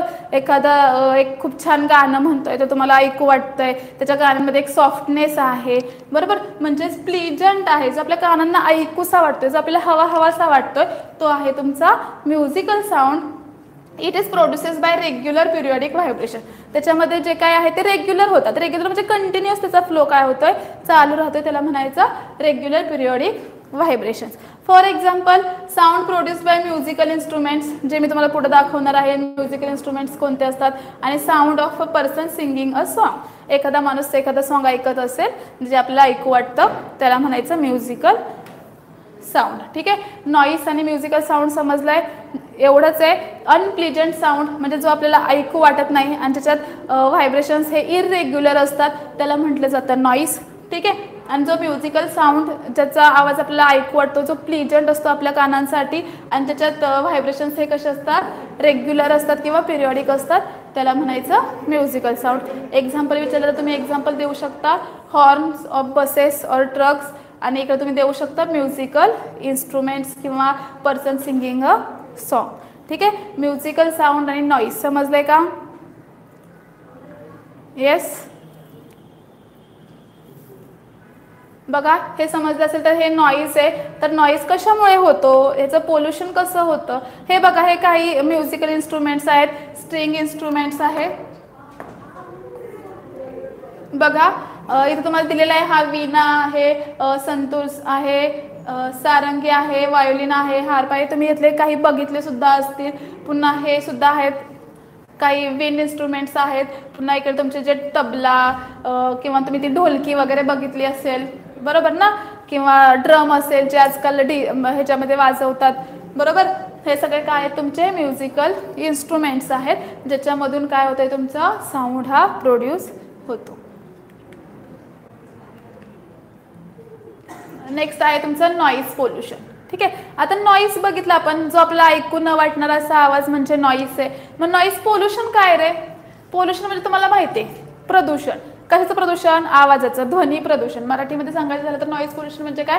तर ध्वनी प्रदूषण. मग हे ध्वनी प्रदूषण कशासाठी कशामुळं होतं किंवा का होतं? तर the presence of excessive or unwanted sound in the environment is called as noise pollution. म्हणजे अनवॉन्टेड किंवा एक्सेस अमाऊंटमध्ये झालेला जो काही आवाज आहे, साऊंड आहे, त्याला काय म्हटलं जातं? Noise pollution. फॉर एक्झाम्पल तेच आलं की तुम्ही हॉर्न्स देताय, व्हेकल्स खूप जास्त झालेत, मग ते खूप सारे व्हेकल्सचा आवाज, त्यांच्या हॉर्न्सचा आवाज, बरोबर. खूप मोठे मोठे कारखाने आहेत, फॅक्टरीमध्ये गेला तर मशिनरींचा खूप जास्त आवाज येतो, तिथं सुद्धा एक प्रकारचं पोल्युशनच होतं, बरोबर का?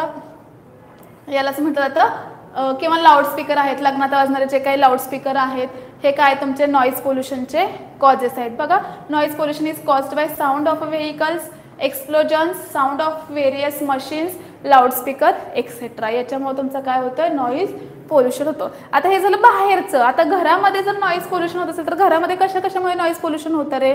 सांगू शकता का? तर येस,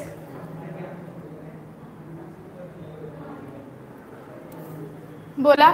हे मी बाहेरचं सांगितलं, बरोबर ना. बाहेर मोठमोठ्या गाड्या वगैरे, त्यांच्यामुळं जे काही पोल्युशन होतं आहे, बरोबर, त्यांच्या हॉर्न्समुळं होत असेल, खूप मोठमोठ्या मशिनरीज आहेत, लाऊडस्पीकर आहे, त्यांच्यामुळं होते पोल्युशन, हे ठीक आहे. पण घरामध्ये जर पोल्युशन होतं ते कशामुळे होत असेल रे?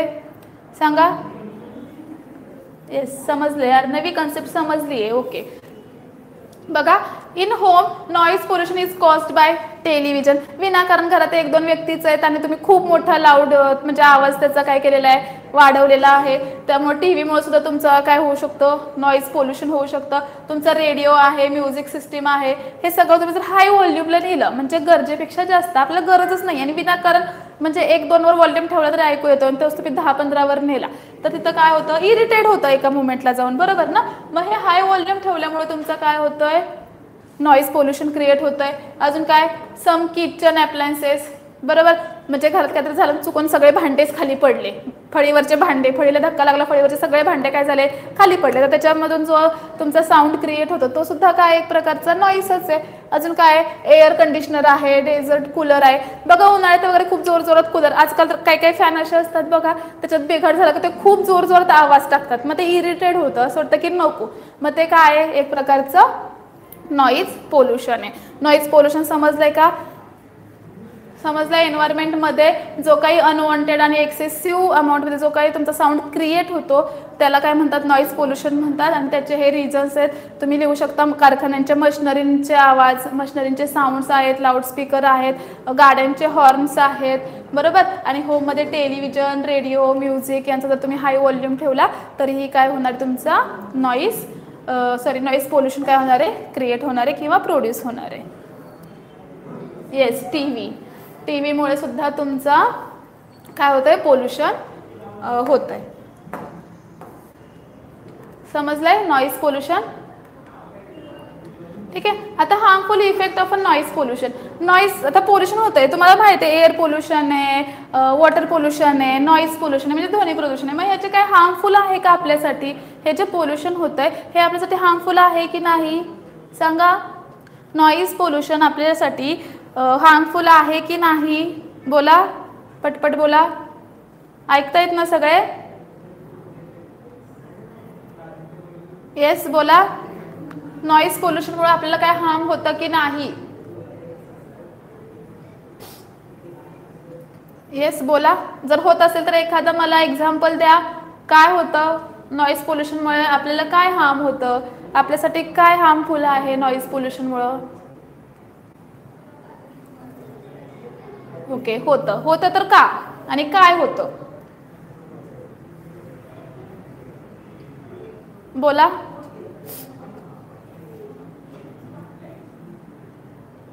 तुम्ही कधी हे एक्सपिरियन्स केलंय का किंवा अनुभवलंय का? बघा, एखाद्या लग्नात वगैरे संध्याकाळच्या वेळी डीजे वगैरे खूप जोरात लागतात बघा, डॉल्बी डीजे, आणि तो खूप साऊंड असा ठेवलेला आहे, बरोबर, आणि त्याच्या एकदम जवळ तुम्ही उभे आहात, तर तुम्हाला काही जाणवतं का? बघा, जेव्हा तुम्ही त्याच्या एकदम anxiety, good attack chances. Very good, बरोबर आहे. तुम्ही जेव्हा त्या लाऊडस्पीकरच्या किंवा त्या डॉल्बीच्या एकदम जवळ उभे राहतात तुमचे हार्टबीट्स वाढलेले असतात, बरोबर ना. मग ह्या हार्टबीट्स वाढल्यामुळे किंवा याच्यामुळे तुमची एन्झायटी तयार होते, तुम्हाला अटॅक येण्याचे चान्सेस आहेत, बरोबर. अजून काय होऊ शकतं, हायपर टेन्शन येऊ शकतं. खूप जास्त साऊंडमुळं तुम्हाला कधी कधी झोपेवर सुद्धा तुमचा इफेक्ट होतो. कधी कधी बघा तुम्ही जास्त क्राऊडमध्ये गेलेला असाल तर खूप जास्त गोंधळ असतो, खूप जास्त आवाज असतो, त्याच्यामुळे तुमचं डोकं दुखायला लागतं, हेडेक होतं. मग त्याच्यामुळे घरी आल्यावर तुम्हाला शांत झोपसुद्धा लागत नाही. हे सगळे इफेक्ट आहेत जे आपल्या बॉडीवर होतात किंवा तुमचं ब्लड प्रेशर असेल त्याच्यावर सुद्धा याचा काय होतो तर इफेक्ट होतो. बघा, a person expose to loud sound continuously may get temporary or permanent improvement of a hearing. म्हणजे आजकाल बघा लोकांना ऐकू सुद्धा येत नाही, ते सारखे हेडफोन्स लावून बसलेले असतात किंवा खूप जास्त लाऊड साऊंड. आता हेडफोन लावले तर मर्यादित डायरेक्ट कानापर्यंतच तुमचा आवाज जातो, बरोबर ना. असं कुठं तो डिस्टर्ब किंवा स्प्रेड होत नाही आणि तुम्ही जास्त व्हॉल्यूम वाढवून ऐकता वगैरे. मग त्याच्यामुळं काय होतं की तुमच्या कानावर त्याचा इफेक्ट होतो. मग तुम्हाला आजकाल त्या मशिनरी लावाव्या लागतात, बरोबर ना. तुम्हाला कमी ऐकू येतं. मग हे परमनंट सुद्धा असू शकतं किंवा टेम्पररी सुद्धा असू शकतं. अशा प्रकारे तुमचे हे जे हार्मफुल इफेक्ट आहेत नॉईज पोल्युशनचे हे तुमच्या बॉडीवर काय करत असतात, इफेक्ट करत असतात. कळत नकळत तुमच्या बॉडीवर त्याचा काय होत असतो, इफेक्ट होत असतो. सो त्याच्यामुळे हेडफोन लावून जास्त बसायचं नाही, कळलं का. ठीक आहे, म्हणजे हे काय तुमचे हार्मफुल इफेक्ट आहेत. समजलंय. बघा आता measures to limit noise pollution. आता नॉईज पोल्युशनला लिमिटमध्ये कसं आणू शकतो रे आपण, काय करू शकतो आपण सांगा. जर आता आपल्याला माहिती आहे, आपल्याला कळलंय की काय नॉईज पोल्युशन आपल्यासाठी हार्मफुल आहे, आपल्या बॉडीवर त्याचा इफेक्ट होतोय, आपल्यासाठी ते घातक आहे. मग त्याच्यावर काहीतरी उपाय केला पाहिजे, बरोबर. मग त्याच्यावर जर काहीतरी उपाय करायचा असेल तर आपल्याला काय करावं लागेल रे, एखादा उपाय सांगू शकता का. नॉईजला कमी करावं लागेल, बरोबर. नॉईज पोल्युशन कमी करावं लागेल, बरोबर. मग हे पोल्युशन आपण कसं कसं कमी करू शकतो, म्हणजे काय यूज करू शकतो जेणेकरून हे पोल्युशन कमी होईल, सांगू शकता. जसं पोल्युशनमुळे तुम्ही सांगितलं की काय इफेक्ट होऊ शकतो, एन्झायटी होऊ शकते, अटॅक येऊ शकतात, तर मग हे आपल्याला कुठे ना कुठे थांबवलं पाहिजे, बरोबर. पूर्णच जरी बंद करता नाही आलं तर आपण कमी तर करू शकतो ना. मग हे कमी कसं करणार बोला. तर बघा, yes, low volume of TV. Good. टीव्हीचा व्हॉल्यूम काय केला पाहिजे, कमी. गरज नसताना वाढवायचंच कशाला ना, तर कमी याच्यात ठेवायचा, बरोबर. Noise pollution can be reduced by using silencer in व्हेकलला तुम्ही सायलेन्सर बसवू शकता. Industrial machines and home appliances सगळ्यांमध्ये तुम्ही काय बसवू शकता, सायलेन्सर, जेणेकरून त्याचा आवाज काय होईल, कमी होईल, बरोबर. Reducing use of vehicle horns. विनाकारण हॉर्न द्यायची गरज आहे का. सिग्नल लागलाय, पुढची गाडीच गेली नाही तरी तुम्ही पाठीमागून विनाकारण हॉर्न दाबताय, त्याच्यामुळे विनाकारण नॉईज काय होते, तुमचा पोल्युशन काय होतंय, क्रिएट होतंय. मग हे जे आहे विनाकारण तुम्ही हॉर्न दाबताय ते काय करा, कमी करा. Running TV, radio and music systems at a low व्हॉल्यूमवर काय करायचं आपल्याला, टीव्ही, रेडिओ किंवा म्युझिक्स हे कमी व्हॉल्यूमवर ऐकायचे. Trees along road and building sides. आता तर बघा आजकालच्या जनरेशनमध्ये किंवा आजकाल तुम्ही बघताय खूप सारे बिल्डिंग्स बांधल्या जात आहेत, बरोबर ना. सगळीकडे कन्स्ट्रक्शन चाललंय, याच्यामुळे काय होतंय रे, रोड बांधायचंय, मध्ये झाड आलं तोडून टाका, घर बांधायचंय, झाड आलं तोडून टाका. त्याच्यामुळे खूप मोठ्या अमाऊंटमध्ये जंगल तोड किंवा झाडं हे तोडली जात आहेत. त्याच्यामुळे काय होतंय तर जे काय एन्व्हायरमेंटमध्ये आपल्याला हेल्दी वातावरण जे पाहिजे किंवा एअर पाहिजे वगैरे ते सगळं काय होत चाललंय, कमी होत चाललंय. मग आपल्याला त्यासाठी काय करावं लागेल, प्लांटिंग करावं लागेल. आपल्याला काय करावं लागेल, झाडे लावावी लागतील. ठीक आहे, इथंपर्यंत समजलंय का. आपल्याला काय काय करावं लागेल जर नॉईज पोल्युशन जर कमी करायचं असेल तर आपल्याला हे एवढ्या सगळ्या गोष्टी काय करायला लागतील, लिमिटमध्ये आणाव्या लागतील. ठीक आहे, समजलंय हे, बोला. बघा आता नेक्स्ट आहे आपलं समरी म्हणजे की या लेसनमध्ये आपण ऑल ओव्हर काय काय शिकलो, बरोबर. काय काय शिकलो रे, तर पहिल्यांदा आपण शिकलो की साऊंड म्हणजे काय, साऊंड का इम्पॉर्टंट आहे, साऊंड कम्युनिकेशनसाठी इम्पॉर्टंट आहे, बरोबर ना. साऊंड हा व्हायब्रेशन्समधून प्रोड्यूस होतो. Wien object vibrates it's produce sound, हे बघितलं आपण. देन साऊंडला ट्रॅव्हल करण्यासाठी मीडियमची गरज आहे. याच्यामध्ये आपण बघितलं की सॉलिडमध्ये स्पीड ऑफ साऊंड जास्त असतं आणि गॅसेसमध्ये ते कसं असतं, लो असतं, लिक्विडमध्ये मॉडरेट असतं, बरोबर. It cannot travel in vacuum, म्हणजे साऊंड व्हॅक्यूममधून ट्रॅव्हल करत नाही. का करत नाही तर व्हॅक्यूममध्ये कोणतेही मॉलिक्युल्स नाही आहेत. जर मॉलिक्युल्सच नसतील तर तिथं व्हायब्रेशन होणार आहे का, नाही. आणि जर व्हायब्रेशन्स नाही झालं तर साऊंड प्रोड्यूस होणार नाही. ठीक आहे. नंतर नेक्स्ट आहे तुमचं हे जे मी आता सांगितलं तेच. नंतर आपण बघितलं फ्रिक्वेन्सी, आपण कॅरेक्टरिस्टिक्स बघितल्या होत्या बरोबर. 5 कॅरेक्टरिस्टिक्स बघितल्या. त्यातली पहिली होती टाईम पिरियड, नंतर होतं तुमचा फ्रिक्वेन्सी, देन ॲम्प्लिट्यूड, वेवलेंथ आणि वेव स्पीड. ह्या 5 आपण कॅरेक्टरिस्टिक्स बघितलेल्या. त्याचे फॉर्म्युलेज बघितले, त्याच्यावर आपण क्वेश्चन्स फ्रिक्वेन्सी आणि टाईम पिरियडवर सुद्धा आपण क्वेश्चन्स बघितले बरोबर. आता टाईम पिरियड हा कधी घेतो तर वन व्हायब्रेशनसाठी लागणारा जो काही टाईम पिरियड आहे तो आपण काय करत असतो, कॅल्क्युलेट करत असतो. Reciprocal of time period is called as frequency बरोबर. 2 थ्रस्ट किंवा 2 ट्रफमधलं जे काही डिस्टन्स आहे त्याला आपण वेवलेंथ असं म्हणतो. मेन पोझिशनपासून ते तुमचे मॅक्झिमम पीक पॉईंटपर्यंतचे जे काही डिस्टन्स आहे त्याला आपण ॲम्प्लिट्यूड म्हणतो बरोबर. आणि पिच अँड लाऊडनेस बघितलेलं. तुमचा पिच हा फ्रिक्वेन्सीवर डिपेंड आहे आणि लाऊडनेस हा ॲम्प्लिट्यूडवर डिपेंड आहे. हाय ॲम्प्लिट्यूड हाय असेल तर लाऊडनेस कसा असतो सांगा, बोला. हाय ॲम्प्लिट्यूड असेल तर लाऊडनेस कसा, बोला. लार्जर ॲम्प्लिट्यूड लाऊडर साऊंड सुद्धा कसा असतो, लार्ज असतो. आणि हाय फ्रिक्वेन्सी असेल तर पिच पण कशी असते, हाय असते. त्याच्यानंतर आपण इको सुद्धा बघितलेला. इकोसाठी आपण काय मिनिमम डिस्टन्स किती पाहिजे तर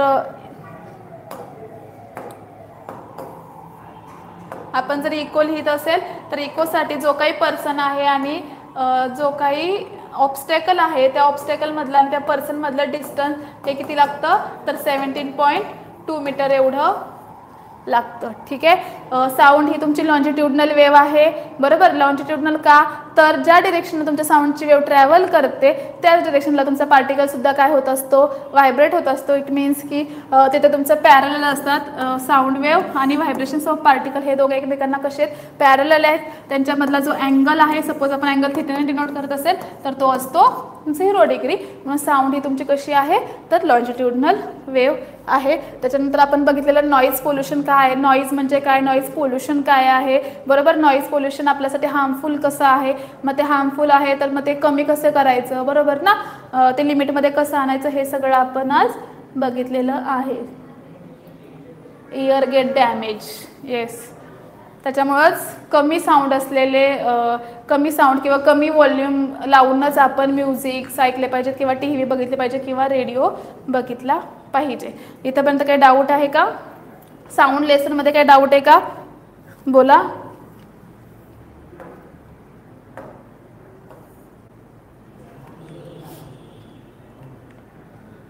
एनी क्वेश्चन्स असतील, क्वेश्चन्स काही तर विचारा. लेसन समजलाय का, बोला. येस नो आन्सर करा.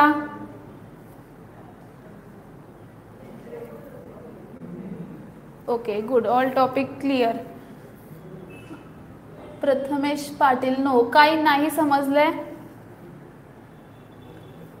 कोणता पॉइंट समजला नाहीये विचारा.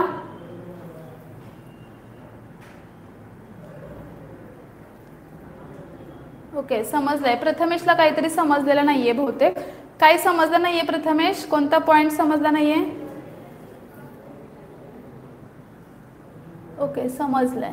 ओके गुड, ठीक आहे. जर तुम्हाला टॉपिक समजला असेल, तुमच्याकडे आपल्या नोट्स आहेत, आय थिंक आपण प्रोव्हाइड केलेल्या आहेत.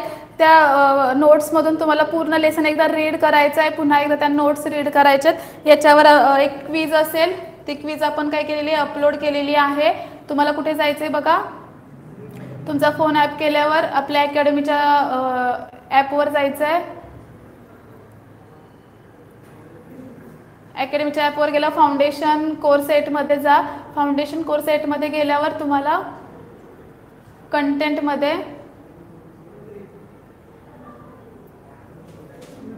टेस्ट सिरीजमध्ये इथे तुम्हाला ह्याच्या खालीच साऊंडची टेस्ट काय होईल दिसेल. तिथे जाऊन तुम्ही ॲग्री करायचं आहे अँड कंटिन्यू करायचं आहे. टेस्ट तुमच्यासमोर ओपन होईल. ती क्विज जी आहे ती तुम्हाला द्यायची आहे. तुम्ही जर आत्ता दिली तर तुम्ही फ्रेशमध्येच क्वेश्चन सॉल्व्ह करू शकता. ठीक आहे, म्हणजे तुमच्या माइंडमध्ये ऑलरेडी कन्सेप्ट आहे, जे शिकवले ते तुम्हाला माहिती आहे, तर ते फ्रेशमध्येच तुम्हाला सगळे क्वेश्चन्स मे बी सॉल्व्ह होतील. सो तुम्ही लेक्चर झाल्यावरच, मी सांगेल, मी तर म्हणते लेक्चर झाल्यावरच तुम्ही ही क्विज द्या. ठीक आहे, क्विजचा स्कोअरसुद्धा तुम्हाला समजेल किंवा मग तुम्ही अभ्यास करून सुद्धा उद्या देऊ शकता.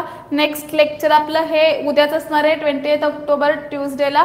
टायमिंग असेल 12:30 to 2:30. ठीक आहे, 12:30 ते 2:30 आणि आय थिंक हा सेशन तुमचा मॅथ्सचं असेल. उद्याचं जे लेक्चर आहे ते मॅथ्सचं असेल.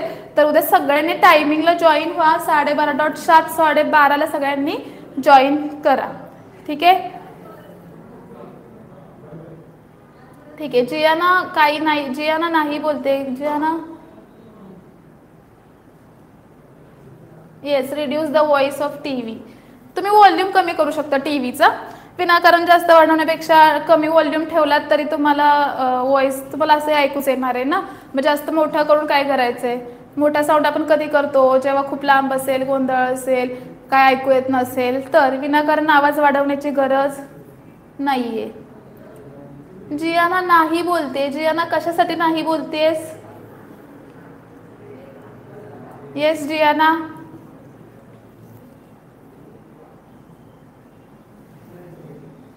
ओके येस, ठीक आहे. सगळ्यांनाच लेसन समजला याचा. एकदा रीड करा, पुन्हा पुन्हा रीड करा. फाउंडेशनच्या दृष्टीने हे इम्पॉर्टंट आहे. तुम्ही पुढे जाऊन याच्यावर साऊंड हा लेसन खूप इम्पॉर्टंट आहे. याच्या वेववरती किंवा तुमची जी काही वेवलेंथ, वेव स्पीड बघितला आपण, वेवलेंथ बघितली, फ्रिक्वेन्सी बघितला, टाईम पिरियड बघितला, याच्यावर सुद्धा तुम्हाला क्वेश्चन्स हे विचारले जातील. ठीक आहे. इथं आपला संपलेला आहे चॅप्टर आजचा.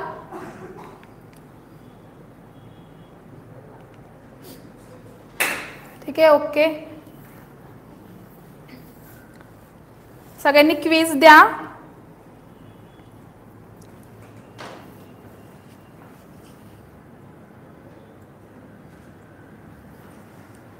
ठीक आहे. आज आपलं हा लेसन सेशन इथंच संपतोय. सगळ्यांनी व्यवस्थित स्टडी करा आणि ती क्विज व्यवस्थित द्या. क्वेश्चन व्यवस्थित रीड करा. काही क्वेश्चन्स तुम्हाला विचार करायला लावण्यासारखे असतील. सो व्यवस्थित विचार करून क्वेश्चन लिहा. गडबडीत असं करू नका की हे माहिती आहे म्हणून हे दिलंय किंवा ते, असं काही करू नका. ओके, चलो बाय बाय, भेटू उद्या.